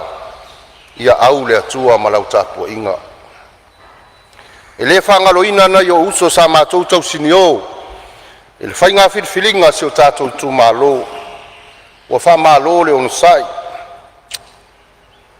ua faamālō le lava papali e taalo lava tama au le uso pei o lea fuaitau o la aʻu nei a o la oe ataeau ae a fai ua afe mai se finagalo o le tatou i tumālō i le faatauvaa o tatou lava lea a o lau tapuaʻiga ma lau tatalo e manuia ai o tatou faiva ia lau afioga le fonofetalai o le faamanuia mai se o i tumālō viia le atua i lo tulaʻi mai e faafoe le sā o le palemene ma le fonousu o Samoa e lē tauselu atu le aga uʻaao e paia e iai lou taeau na e taliaina ai le ekalesia me o tisi ua ao ai nei Samoa ae tau ai na ou faamanatu atu e moliaʻi o uʻaao na taliaina le tala lelei e na mua i malae uʻulima ma le launiu na ola ai Samoa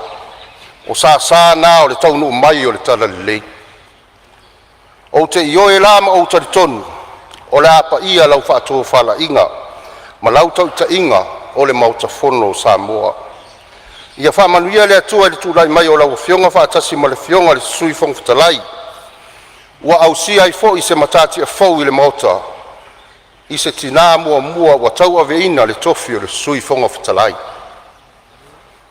ia faatumu mai le lagi i laulua tofā ma ia maua so lou finagalo auā le faafoeina o le fonousu o Samoa lau afioga i le alii palemia e ui lava o le a tatou lē faatasi ae momoli atu le faamālō ua faamālō le pale ua faamālō le tauataʻi o le igoa aipu o le tamaliʻi o le matou tumālō e tauasa i fitā ae mapu i manū sa e tauasa i mai le fia i faigatā ma fitā a lea ua tali i faaaliali le lagi ua filifilia lau afioga i le palemia e avea ma taʻitaʻi o se o tatou faiga mālō i lenei paeaʻiga lona 14 viia le atua i lou tulaʻi mai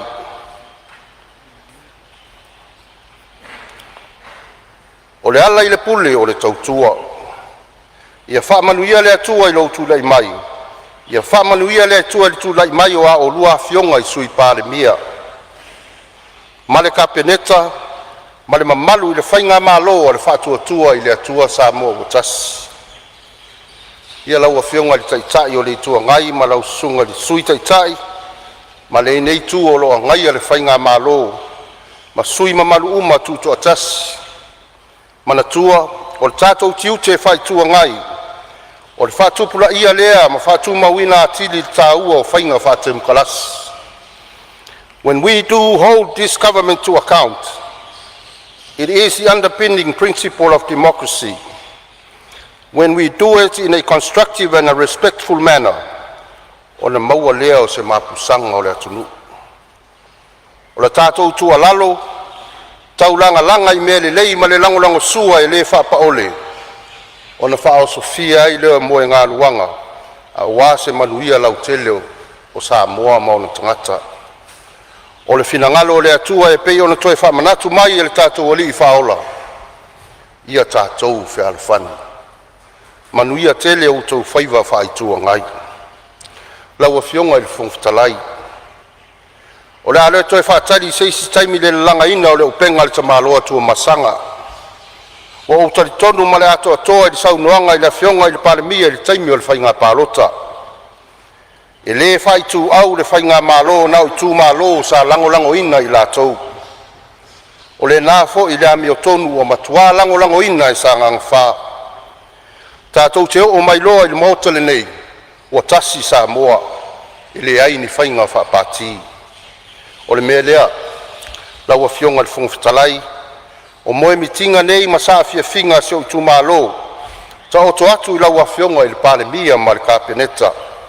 O ni motu ngā afa, e mawhai o na whili whaatasi ma le tuitu i o le tātou sāfo lau. A wā se tae au mā lama ma se tae au se sengi o Samoa. Mua, se ua wha mālo i lau a fionga le ministau tupe ma lau au waa. Mo le tala whaatau o le tupe ma le paketi tau whaofi. O lea iai le manatu, e taifo linga lava le paketi lea na tau te ena whaatasi ma le itua ngai, na mafua ai le palota whaatope. Pau le se senga i le maitau, o le se senga o tupe pau deficit. O paketi e lua, ma le au tatalaina o le whaangaina o tupe maua, fiscal revenue, e pei o tūlanga masani o paketi. O le fisili, sa o tautau vā i le palota i lungo o na watau sa whaitau mate, forecast. Ai whalangolango se ia mauti noa le tūlanga, o lo ta oto ai tupe maua, pe a mae au no tau sila lea ma le to ai tūlanga tonu, o lo ta oto ai tūlanga tau tupe, mai le taimi o le malo tausi. Lea la ua maua lo tau awanoa e vai ili ai tūlanga umanei, lau a fionga i le ministau tupe. E mawhai o na e sau noa i le maota, pe mata e mawhai o na whātau nuu uma, tau tinonga ma whamanu yanga sa o tau o foina, i le taimi o la o tau campaign i tono le walu masina, lea ua whātulanga mai e whātau o le tupe, i le tala whātau o le tupe. A whai e le ai, e mawhai o na e sau noa po a ana watau o le a ave iai le wha mua. O le ase lua, o le ase pasene o ai tālafu o whātulanga i tono o le piliota, o le tala whātau o le tupe pe a whātustusa i tupe maua, mai le tamao a inga i tutonu Samoa, le TDP. Ua mafua le fisili ono le paketi o le lua whalua lima, o lo whamauina e iwa sfulu tesi ma le valu miliona le tupe pau, ai na o le wha sfulu miliona na maua mai a tātou donors e fesoasoani le deficit. O le polenga, a whai o la whaau pēa le lenga whatia e tupe maua mai a tātou TDP. O te vai peina le saunoanga sui ma malu o lo saunoa, o na o se whautuanga mai le nafoa, tu sai o tātou tula fontu mau fits fulu ma le valu. E le whātanga ina se sui o na whaitau le launga, e maiso launga whātau pou, ai ma whai lava ona e tangatanga iai vaenga o lo whaasolo iai le tāpenanga, ia o na saunoa le iai, ma le nganga whaaloalo. Whaawaru saunoanga le sui. Whaatai lau a whionga le whangtalai. O le polenga, a whai o le a whauau pēa le ngā whatia o tupe maua mai a tātou TDP. O le a whapea lava na whaatupula i ai. Le whatele ina o tātou ai tālafu ma avea maala e a tilipa uai. I lalo le tātou credit rating whaavao malo. Lona tolu lau a whionga le whangtalai. O le fsile angai le ministau tupe ma le ministau ngarunga tele al malo. O mori mawina le tūlanga whale tonu o tūlai maili i aseta tele al malo infrastructure. E pei o whale mai o ofisa mtanga luenga le malo o ele tise maisi vaenga o loo. Whalangolango iai le tautua ina o le atunu. O iai se fuafuanga al whainga malo. E whaatatia sana por kalame whainga paanga manise overseas donors po. Investors e whalangolango iai le toe fausia ina o nei infrastructure e se mai a tātou donors masani. A whai o loo iai se wha moe i le tūlanga lea o le ale tu a inga o whainga paanga relationship e ono wha o ngā ina ai wha pēr whea fo i ona wha tupula ia se nau o tātou overseas investors po donors e wha tupere investment ma maua mai ei se wha silinga tāla whea ngai. Ua mafua le fisili lau o whionga le whongtalai O le fōringa mai, e leo manino ni whamtalanga mai paketi tau whaofi. E ono ilo ai le tu ainga pa anga e tau mauno mea. A wā lava puipuinga o aseta o mia tuto tasi. O le malo ma aseta o mia fa state owned enterprise. Fa tusa i aseta o mia sa oloto. Lona wha. O iai se pasene wha opopo I tono o le paketi tau whaofi e whaanganga. Mo sisi itanga o tutongi o tangata whainga luenga le malo. Ina ia tau mo whai ai foi. Ina ia tau mo whai e fo ia ai. E o tātou tangata whainga luenga o lava le to mai maleanga waa I ngā luenga I Samoa nei. Mo ngā luenga wha taimi. Sila lau fionga. O le Samoa marona nā tura I sa ili malo mo a inga. O nuu ma le ngā luenga le atua. Tātou te whiua tāu fiofi mai o tātou tangata whainga luenga ale malo. Ua loa tau sanga o tau tua ma ua. Mai tangata whainga luenga ale malo. Ua loa tau sanga ma le anga waa I to mai e whaatino ai ngā luenga. Pea whai e paulava lea o le mea o ngā o maua mai ngā luenga. O le tau singa o le a inga yasu taitasi. Ma whai ei whaalavelave. E au noa ma se waa e ngā tupe whaasili e whaavangavanga. Mo se lumanai whaawau. E ale atina ina o le a inga. A le whawhita uli o ngonga I sili atu lo na matautia nei lo le tupe. Ua motu si ai ma whatanga ma whanau. Ma taita ina se ai le toa tele o alo ma whanau o Samoa. I tā inga ua tutupu mai o whaalavelave o lava I le mawai o le soifua. E leo asa le whawhita uli le nei I le tele o atunu o lalulangi le na o Samoa. Paulo na se senga la o fionga. O ngā luenga o lo ngā solo o tu iai alo ma whanau o Samoa. E leo ni ngā o ngā luenga whaavaitaimi e leo ni ngā luenga tū mau. A le tele o nei ngā luenga o saisai tia I le tele o tū la fono mai a inga whapisinesi. E umane leo no masina po le iwa masina o le pēmita. E le I umalava o na tutongi. Le aita lafu na tapenga ai le malanga. O le whautuanga, a whai tātou te nau e ati na e lo tātou atunu o mai to mai manga waa o lo tutono Samoa nei. Ia solo mua I le malo, o na whatu lai ni fuafuanga tu mamau, e mawhai ei o na inga tangata whainga luenga, e tu atoa lo lato to mai ma commitment. E au mau ai Samoa ma tautua si o tātou atunu. E mawhai ei foi o na tau whiawhi mai lea ngā waa ma to mai lea ua solo atu I fafo. Pe atala whea ngai wha manuyanga tau ngā luenga, ma le lei le whainga o tangata whainga luenga, e au whi ai ma tutongi tala whea ngai. Lona whala o fionga, wale to e pōsisi la whia o Samoa atoa.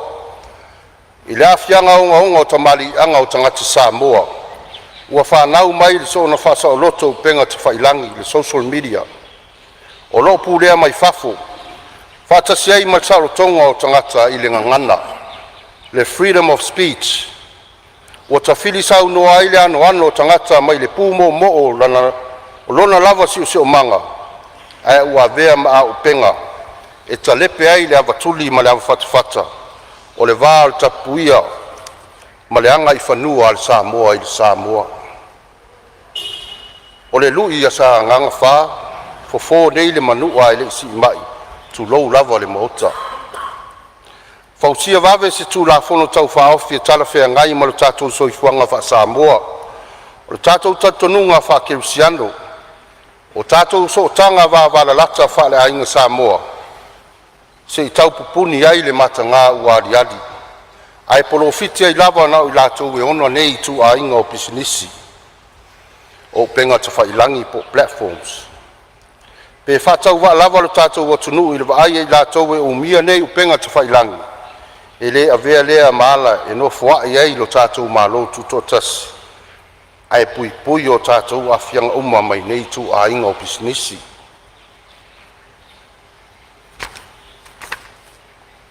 Ia ua manatu ua lava ia motu ngā afa mai seo I tu malo. Ai le mawhai o na whaangaloina le whaftai mo na yo a inga uma. E le ngata I tono seo I tu malo ai whapeas foi. Ia tunu e mamau. Ua le aise mea ngata ai le loto ua malie le papa I ngala, ua malie fo I le whaatolotolo ngā tama, ua malie fo I le taelenga tausala. whaawhitai tele lava. Whamanuia tele le atua ia o tō uma. Mo seo wainga, seo tō lua, ma seo whanau, whaawhitai le tali manao. Whaawhitai le loto tele. Tātou whaafoi whaatasi le vi inga i le atua. Awa o ia e ofu i vi inga e le o tātou. Ia laua fionga le fonga whatalai, o le aseu i whanua le waa o le tu mālo le nei. Awa so mātou sao i le tala whaatau o le tupe pei o na wholosia i le mauta. Ai o te wha maluru watu. Masu watu vai malu i puenga i laua fionga ma le pai o le nei mauta. Ai mai se Samoa o lo mai mua whafonga tapua i mai. Pea whai wa iei se pati o sala ma se ngana wa le tau tamali i lau tau whafonga. Wha ma ngalo mai le nei tu malo. Laua fionga le fonga whatalai. A tātou tau mawai le nei aso. Wa lava le mawaienga Yesu i lo na usoo. Tātou tau mawai ai. Ia tu mau le whaalo whani tono le nei mota. Ia tu mau le whaalo whani o lana whono usu. Ia tu mau le whaalo whani o Samoa. Soi fua ma ia manuia. Ua whamalosa o noi lau fionga sui mamalu. E foi ua whafonga le pa ia o le Palemene tu sai fo le tapenanga whamalosa nganga whamo le saunoanga.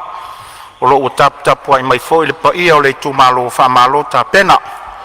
Ia o lo tu atu pea le avanoa nisi o suis fono e saunoa wale tatu tala whatau o le tupe. Ia ai mai se foi o saunoanga whatau powo i la tau o lo sa uniuni mai. O le avanoa nei mo sisi suis fono.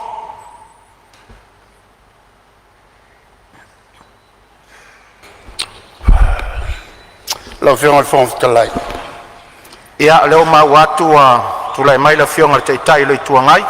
Ia saunoa ia ua avanoa ni mauta. Au te tulai atu ma le anganga whaalalo. A matau mai. Taua tele le lau whasilanga. Taua hoi whilangalo le malo. E te taua o na vavea tātou saunanga. O nolo iei le fuafuanga fia whamaea. Ia le tātou paketi. O le lawa tolu ia whaipule o le vaenga nei. A la eno funa fo umale la lolangi tol tele. A le malo. O le lau te tuolalo tu e leo fionga. A pia finangalo malie. A kofi whamalo si mai lako. A kofi whamalos. E fsosoni mai. Ia whalongo le mele usauna mai ai. Ia sui Palemene. Aua kou ke leo ska. Ia o tau sta. Ia. Maro saunoa lau fionga le teitai o le tuangai. Ia o tūlanga lava nā tau whasoa atu o saunoanga le tātou mota. Ia o le voi tuan mota. Ia alofangia mai fo le ngā ruenga. Tātou ngā ruenga whai whatasi ui o lea. Ia leo mau atu le whina le fionga i le teitai o le tuangai. Pia ngau tau whafonga fo le lafo. Ia ma le taimi e mana vai le tātou ngā ruenga i le nei aso ma le aso atai au. La lafo atu e le pai o le mota. O lo wawanoa le mota mo si suisfon. Ia ua mawatu lea ua tūlai mai le suisfono o nganga i fomaunga numere tasi. Nganga i fomaunga numere tasi ia o le minsta langolango forum tanga luenga tuti. Saunoa ia la fionga suisfono. Dei la fionga le fono mo le manoa. Ai o tele i folau i si o matangi. Pe fatu tila lo waa i le tafe o le au ma le sau o le vasa. Pe au te whanga epu le vai whamalu o le lilo mai awa. E mai o le mai na tofu ola i Samoa e tofu ngalo tonga. Ai au te lei sopo i foi le ala mangotongoto i le pai maa o le tuitonga. E mua no ulalo masi i se maa. E whaingata Samoa le au mamala. O Samoa ua uma o na tofi to wha. O le ala lea o te whātulau ai. I le paia o Samoa. Paia i tama inga ma lātou tama. Le usonga pule matu mua i tu au ma lātaua. Ainga i le tai ma le vā o whaunti. Ai mana tua i lo loto. Upo tō mu musu a lo tama. Sa se eile no fua o lo i tu malo. O la vea le tu po le lua. Oi mai ai na wo matai. Atali. O fefa ta lolo yai le suafa. Awane ngalo. Awane ngalo na aamio ila mutu. Awa. La tona e tapasala. Lea. Lea inga o satu ngā masapu si masafe e. O maia seu tātou fuli le mase. Ae langa le matofi. Sei whaava noa le ala i le malau. Le anga ua paia ua mamalu le mauta. O le maota lama o le whautu ngā tangi a Samoa. O le maota o whapena na lufi ai lona ta mau ainga. A pelea se tala le vea. Whatu lou le fio la ua fionga i le whawhonga fitalai. A fio la ua fionga i le sui whonga fitalai. Whata lofa foi. Au iai le Palemene i singa ngase i atu no mamau.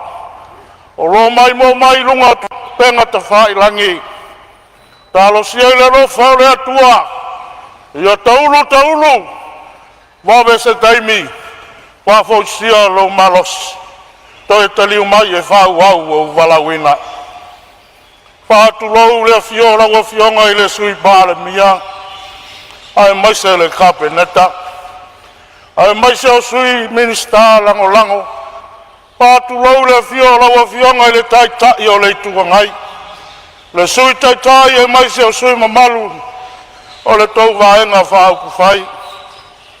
Whatu lou foi le fionga i le sao whapito. Sa tui matangi o le wale foe o Samoa. Ai mai se o sui mamalu o le Palemene. O tau na filifilia mai. I le filinga le atu nuu wa mawai atu. Whatu lau whawhelo ai ma whatalofa. Whaururunga o matanga luenga i fia. O le tātou malo. O tau a vai malima. A wā se manuia o Samoa. Whatalofa i lau sunga le whailau tusi o le whono. Sui whailau tusi ma le mamalu o le matanga luenga o le whono.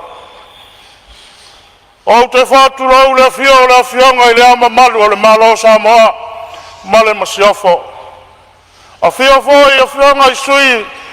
Whono sui tau fia a mo lātou whaltua. A fio le whatu lau le fio le fionga i le whamasinasili. Le presidena le whamasinonga whanua masuafa. Li matamaitai o le whamasinonga. Male sunga i le restala. O te whatu lau. I le tala sao, le tala le lei. Le afi fia ma le susua o whaururunga o e ka le sia ke o siano i fia i Samoa. Ai maise o le lalo langi atoa. Ai maise o le au whai ngā luenga ngā lulue. O lo whanau no manua wasa manuia o Samoa mo nei tai au marua. Maro le ngā lulue. E le whangalo ina le tāpua inga o tātou motu i sasae. Le fio le kovana sili, o fio le kovana lutena, o fio le prestana le senate, le fonga fitalai o mautaru. Po ia lawa le awasu o marawai whanua, o fō mai turangi o saole masale au mua, ma le lau niu na saelua. Whātu lau i lau mai mua whaafonga ma lau tāpua inga. Lau a fionga i le fonga fitalai, no mai leo se tala la vea i lo tu malo. Le tu malo nga i whamanga numero tasi. Tu lau, le awhiwhia o sa wha ma inga sau malak. Le lalatai o le pauniu ma le whasau. lau tau whai le li o le tū, lau tau whai le tū la whale. O e na mua i malai o le matuanga tongi o le vai o le do fofia. Ai ale nofo i tua inga ia sa fotu. Fio taito mo nalo. Tuso inga sau malau. La la ta i o fitalenga i le tau asa. Ma le lau tina lau le lei. Pata lofa i le fionga ia patele petelo une o le tamao le matanga ruenga o le tamao le motu o salafai.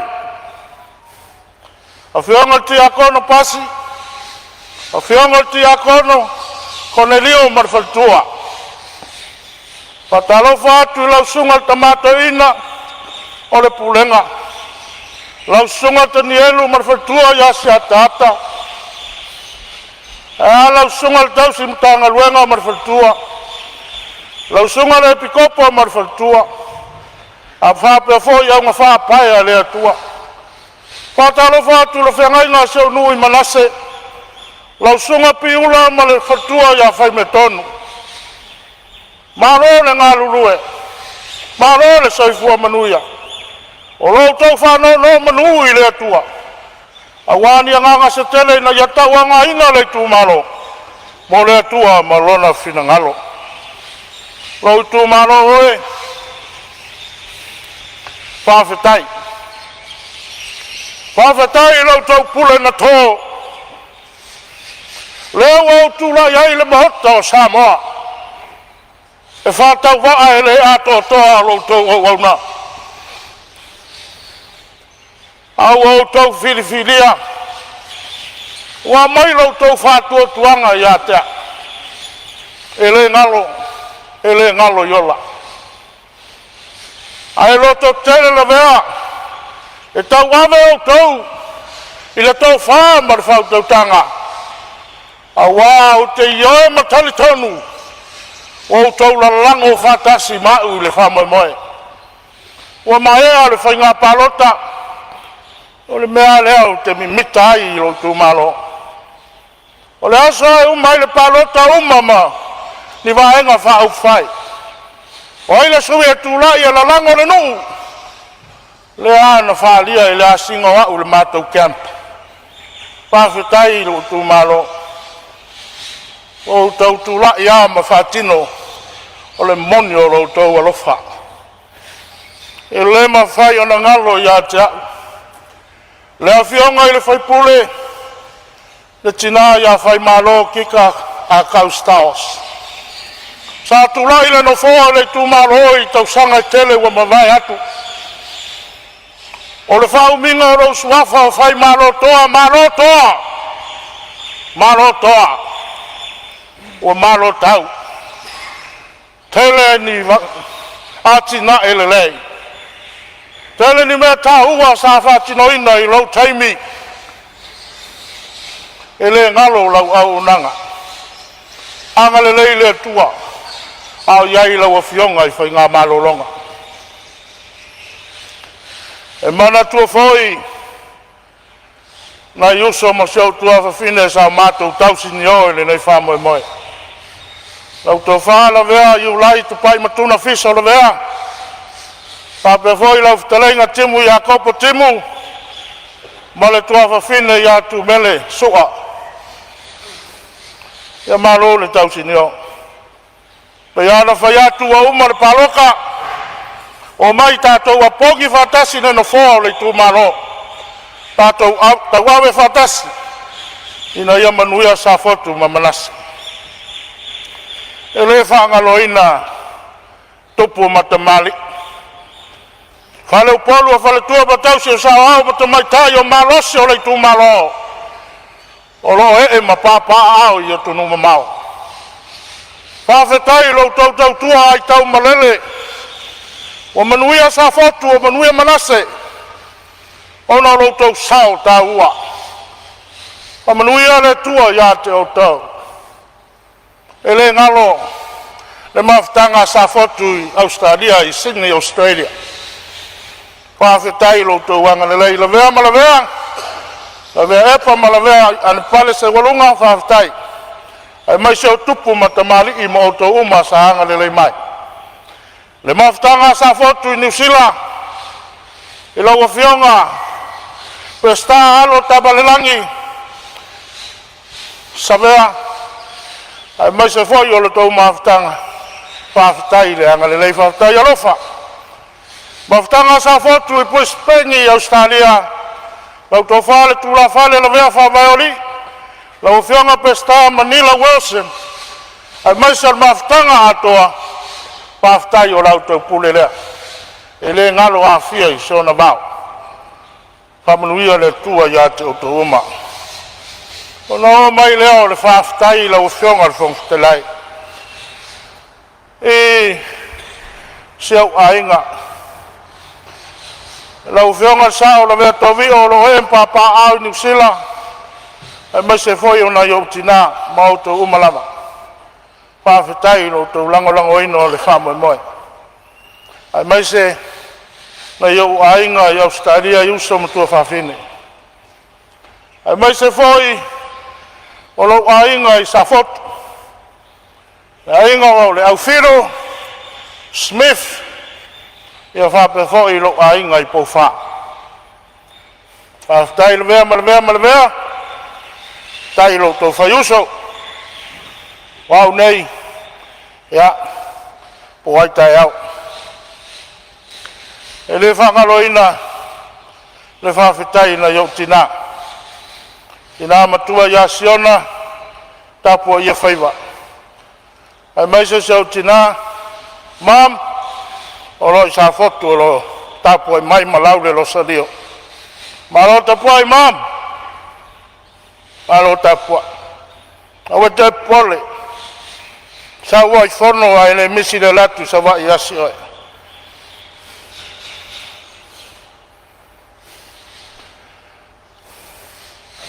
amuli se whawhetai le tōlua ma le whanau se o tōlua e malo whawhetai han sa e tali pisi papa i peaulanga vale o le vasa hao tā pena le nei whamoe moe tele taimi sa langona i le leo le musu a e sa e tua lalo ma ave i lea tua le ua tau manuia le whamoe moe whawhetai ia te oe se o tōrua te tasia se pei whatau neu se vai mori onu lau whionga whawhetalai ona o mai lea o le whamtalanga i le talo whaatau o le tupe o wholosia i le mamea whawhetai lau whionga le minista o tupe le ofisa sili ma le mtanga luenga o tupe malo le ngā lulue uti le taimi ai maofa mawa e le talo o se leni wau tau whata oto e le tangi sa le launga ngai fo maunga a fua i se a o mai a futia o tea a le ua tu atu le poloketi o tau a auro tu malo mo tātou lima e lufi le tamau a inga o iai lau sao i a manuao i le lufi ina le tamau a inga a le tātou malo o uma o na whale leia o malu marusa tolu a wala ngā lue lua wala ngā lue sa fotu ma la wala mangase a ruak tau sa ngā na ua whatino le whale komiti fau a manase o moli se ua pei o atunu i fafo le wako kolo manase ma sa fotu i moli alu le la tā nei le palolo ua whai ai e vanga lau tā palolo i lalo o moli ia ai o le ala lea ua tau le aisei al matonu lau a fionga le whangwhitelai ua o ai malu sa ua o ai moto ngā luenga whatina uma i piliona i le miliona le awala le vai ma le whale ingo le vai whale aonga i sa fotu o whale leia atoa whale aonga lua preschools lua primary schools o iai whasoa le miliona ua le leia atoa doa i le tui manao mia e sa fotu manase ni tupe mai le mtanga luenga ai ono ia mono mai a ua batua le tu malo lau fionga fo talai pa wa le e leo pose lilo o le fale mai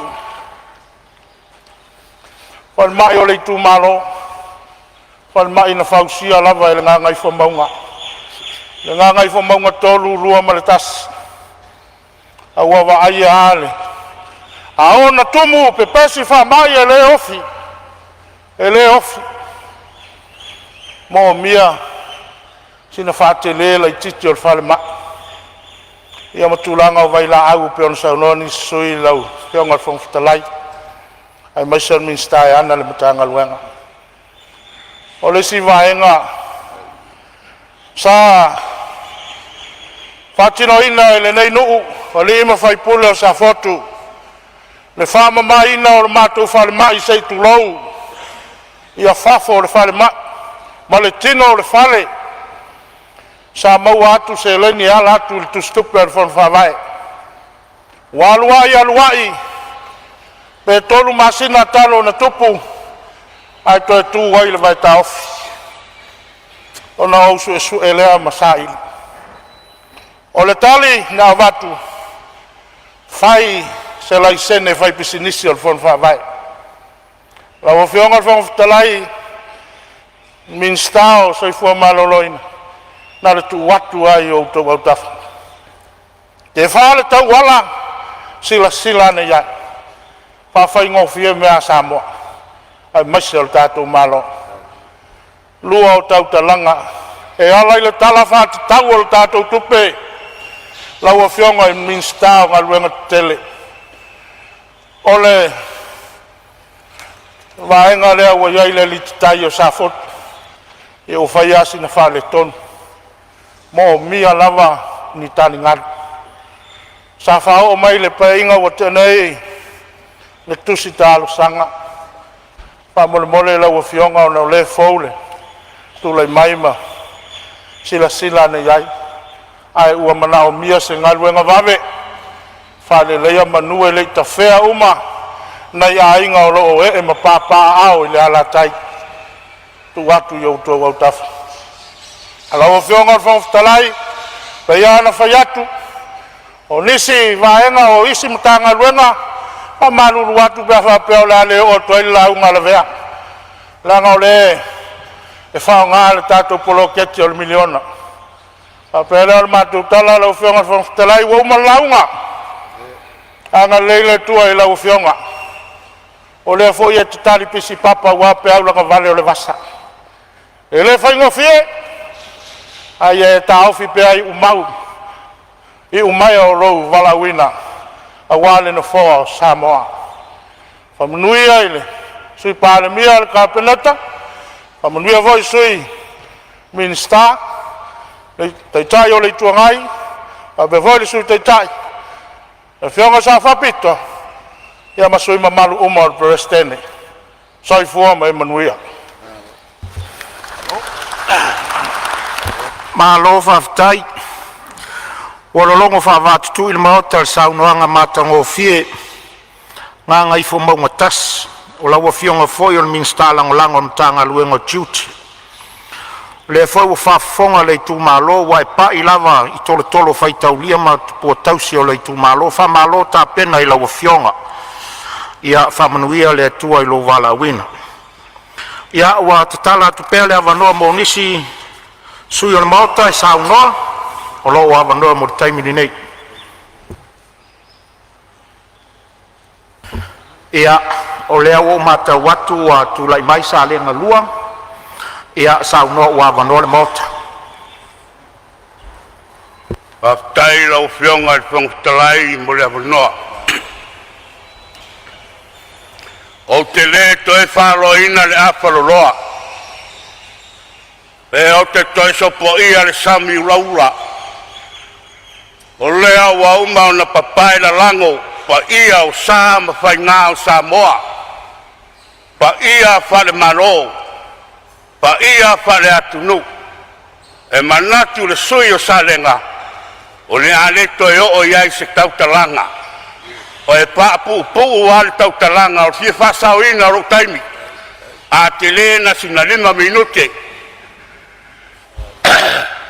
e sei mua o isi o tumalo ai ya sale ngalua ai ma live tolo ai ma mai boriai e fio ai nga Samuel oi fio ai nga salilo mayaba a fio mapu ala tai di pare se fulu la tongia male malu la tawa pa ia fofonga i sabai le malayo tumua e a fio ai la fionga di sao ya matautia a fio le tofa a fio le matua mai se la fio mapu poi el pitalenga ya oro masela male mamalu di tapolori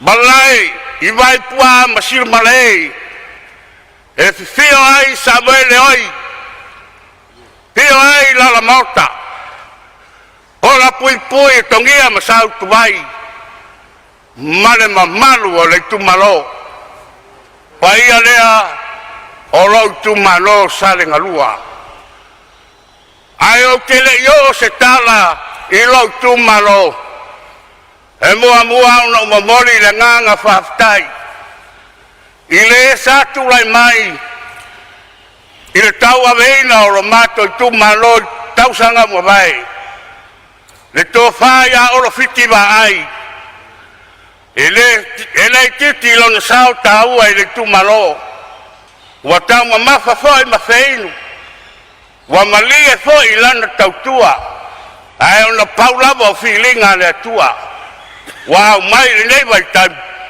ia fai ia ma ave fu au sale ngalua pa wale la ngono fa no anga i sui ia pe wa fai ma me aula ia tau mai ia pot yo le nganga na uyo le to e fa fo ia oro le na upu ele wa u si airport spaya se tu malo wale na faya upu male langona na fa matala le mali ai mai se ro to faya ya watula ai le tangata fatawa o lauto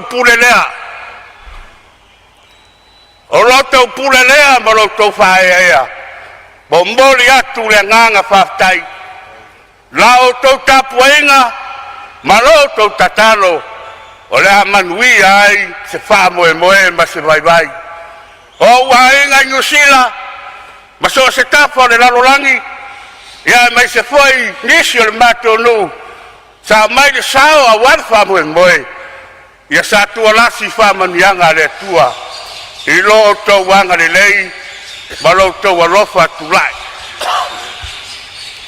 e popua se langona il talafa tau le tupe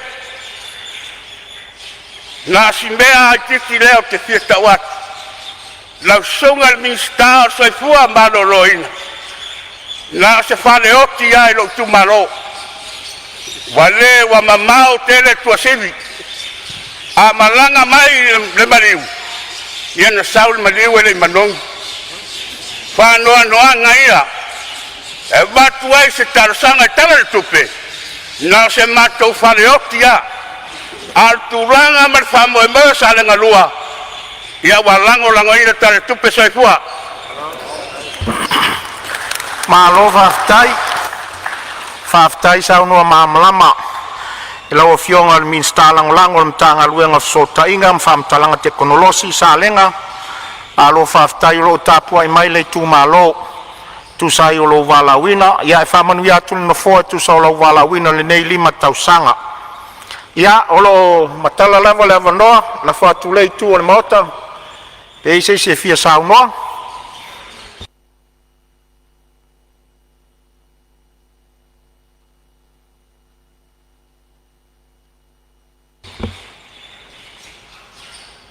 ya tatu te ana tunatu la foi pitu sa le whaalinga le taimi o le tātou ngā ruenga lea, i le nei aso ma le aso ata e ao, ia o le umi foi tātou te lauliliwina i le tala le tupe. Ia, o le avanoli nei.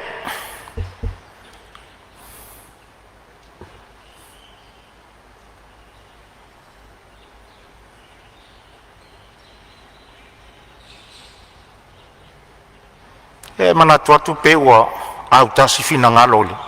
E mana i o le tala le tupe pe u whātutu ngā tāl mota.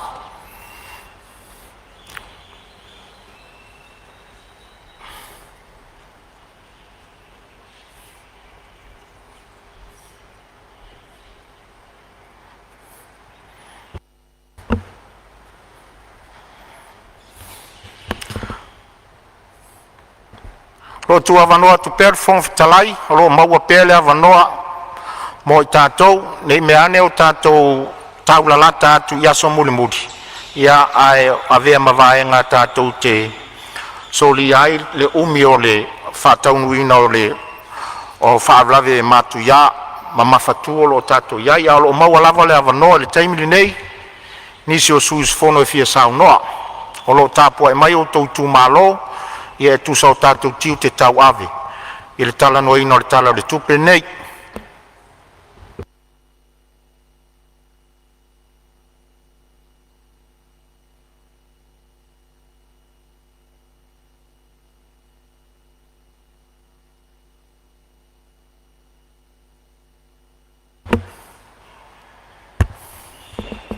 Ia, lei tua mota. Pai o le tuangai, lo whionga sui te tai mali. Te tai o le tuangai, e whapea fo nisi sui le isao noa.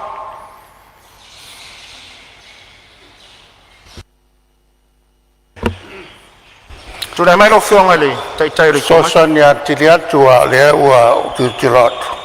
Ko koru ma ko lua lai ku wawhangi ku kunga ka ko malolo i e whelka ko lanchi.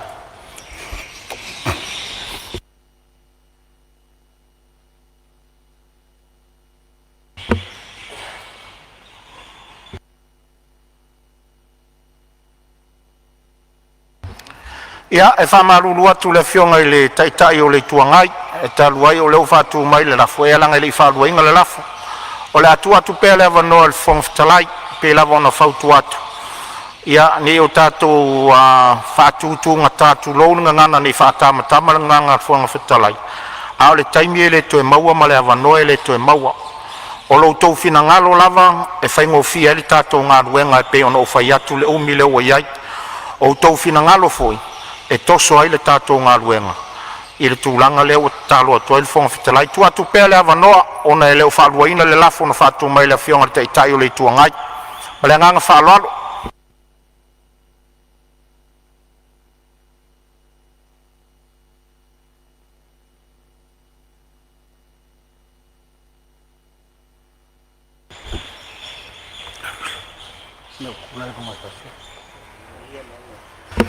Ia, o lea ua māua atu, o lea ua tūlai mai a le sui o sānganga toru. O le minsta langolango le tānga luenga o whamasnonga, tūlanga tau whamasnonga, ia sauno ia ua avanoa le maota, lau whionga. Whawhkai aku i lau whionga le whonga whakalai mo lo ua vangoa. Ia, le pai ae o lo kako i kumalo sāngang koru, ia kapuai maia, ma le manguia. La vea lo whakau waa e whaleo inga so kouwhinga ngalu. A wao pu whai o kako malo ni e asu. Manguia lau kapua inga. Magako leo wa mae o kaia sei a lau kua ma whakakia i le kaumua. A waa se vi inga o le kua. Ma le whangongo mangu i le nganga o le kua. A wā o ia ngā ke whakong wholau. I le kako wholau ngā kau a maka ngei pai inga longa sifuru ma le valu o le Palemene o Samoa. Ok, mangaku ngei kai au. O lo kouso i fua ma lo uwola. O le kai o losi e whaanganga. Ai whako e koe i le langi. Awa o lea kua ngā ke kokofi I kākou. O lea kua foi ngā ke whaaupenga inga I kākou I longa manga. Peo ngā whekalai mai o lea nganga o lea kua I a selu pāpelu e awala mai I pelu wheka o Sakaria. Whai mai selu pāpelu. E leo le fika e leo le malos. Alo ua nganga ua whekalai mai ai ova. A la foi le fai salamu. Fai mai a fai e lea ki ngā inga I ova le fale. E ngā lulu e fua I la kou e a ki ngā. A fai foi e leo inga I ova le ai. E maka ala fua e la kou ke leo inga. O longa winga. O la kou so I fua ma so uola. Ka kou ke manga o mia le akua I aso uma ma kaimi uma. Ai o ke la iasa sa inga la le kai ma ulasia la o le fou. E mua nga o mua I kapui le kapu a kupo e pei o whikarainga le kaokori markupu o ngā luma le manga. Mau vai sau winga ma kai ar ka whai koa e pei o whikarainga I le ava I uku malama a wale ma walunga o le kai au mareasu. Mga ko lea ua whabao kukui pa ia ufi ngā kā o Samoa I ngei kai au. O ke whakula waku. I le whio ai o la ua whionga le whong whakalai o le Palemene o Samoa. Ai le ngaka I lea la ua whionga le sui whonga whakalai. E uinga le ngofo ia le ngofo o kāwika. Ai le karikongunga o lai e whaafonga ka pua I mai le whionga le Palemene whiriwhiria. Whakalofa ma whakulo waku ngei ka eo le whio mai o lau whionga le Palemene. Kai ngange foi sui Palemene ma mingiska langolango. Whakalofa aku foi le whionga le kaikai o le kuangai ma le sui kaikai. Ai kai ngange le whionga le sao whapiko ma sui mamaru o le Palemene o Samoa. Ma lo le soifua ma le langi e mama. Ok, whakalofa aku ngei kai au. I le whio ai o lau whionga I le au mamalu o le malo Samoa ma lau masiofu. Kai ngange foi sui o le whonga sui kofia mo kou wharikua. Whakalofa aku foi. I le paia mawalunga I lau whionga I le whamasingo sili. Pele skengi o whamasingonga whangua ma suafa ma le mamalu o le whamasingonga. Au ke whakalofa aku foi. I le paia o kaikai o e kalesia I fia. I au aunga kofi a le akua. O lo kala whauko I a Samoa I so o se. A whioanga wale akua malonga whingalu. Kai ngange fo I ulu o makanga ruenga mwhala popkonga. A whai o sau whakalofa ngei kai au. I pai o Samoa wakau. A wā pai ala mai a wakama ma inga o ainga marako kama. Ainga o kupu, ainga o ainga o ngofo, ma inga o papa, ma inga whaiwha. Leo songa mamalu I a kumua mapule I kuau malakau wa inga rekai ma le vaa o fonki. A o fo I sau whakalofa le whakui mkama mua kele. Wakau. Mafua I sia. A leo wapoko le fukiafu ya kasi Samoa I kai au ngei. Kolong wala whakui o le moku ma le maru le whale ma le aukasi ma le mapukasi. O le kama whasau sua ma le vai whangua fo mai kulangi. Sa ole msa le umua ma le laugiu sa elua maupu le wharanga fulu ma kumua le moku. Kai ngange foi kama mngua kele ma koko o le whare ula po le whare koru.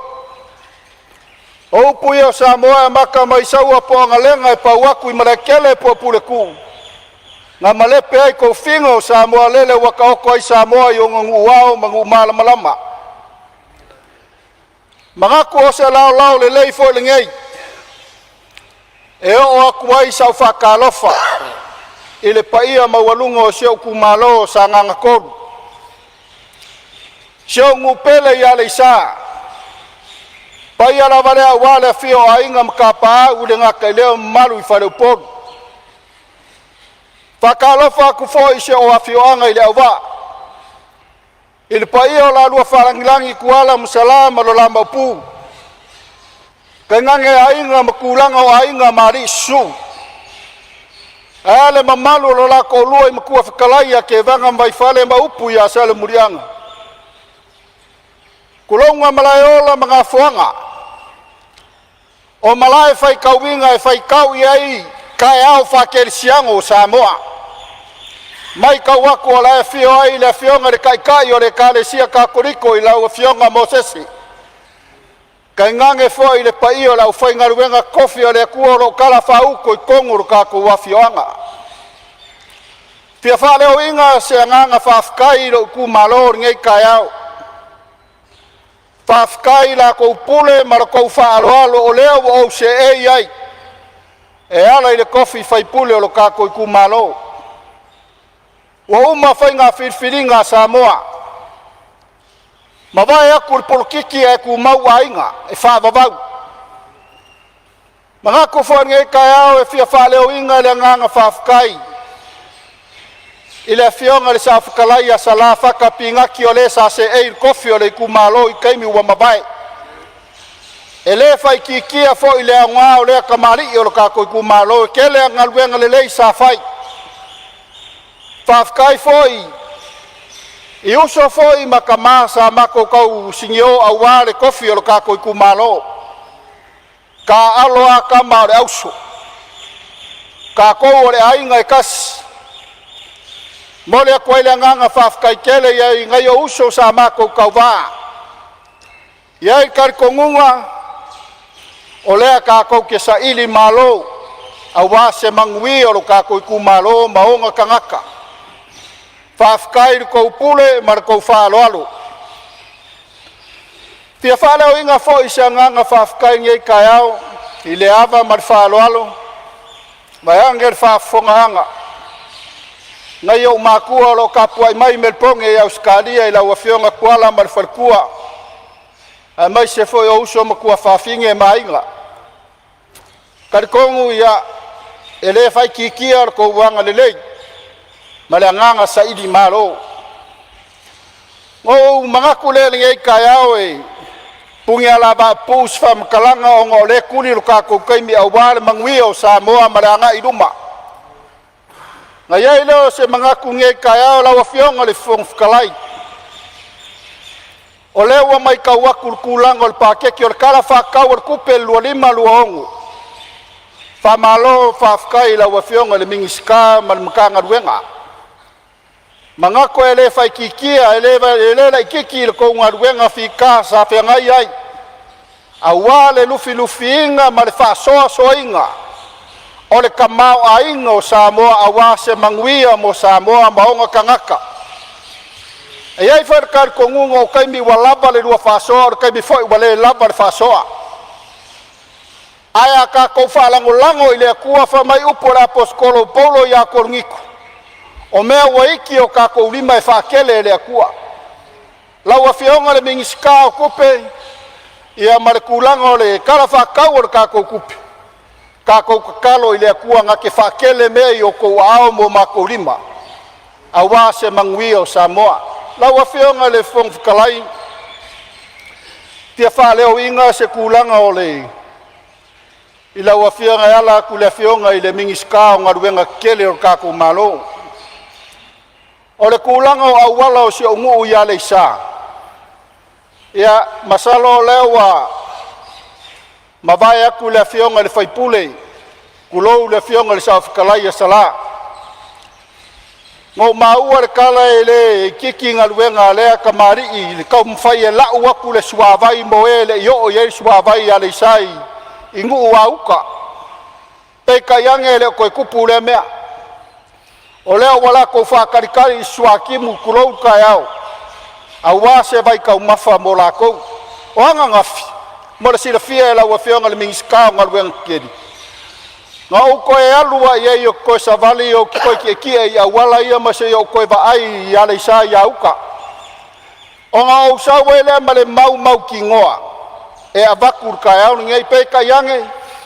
O mea i o ke kalangoa koe lau a whionga le ming sky lo ngi mea ngau whaalongo iai o mea ngau uwa ai ki ngoai.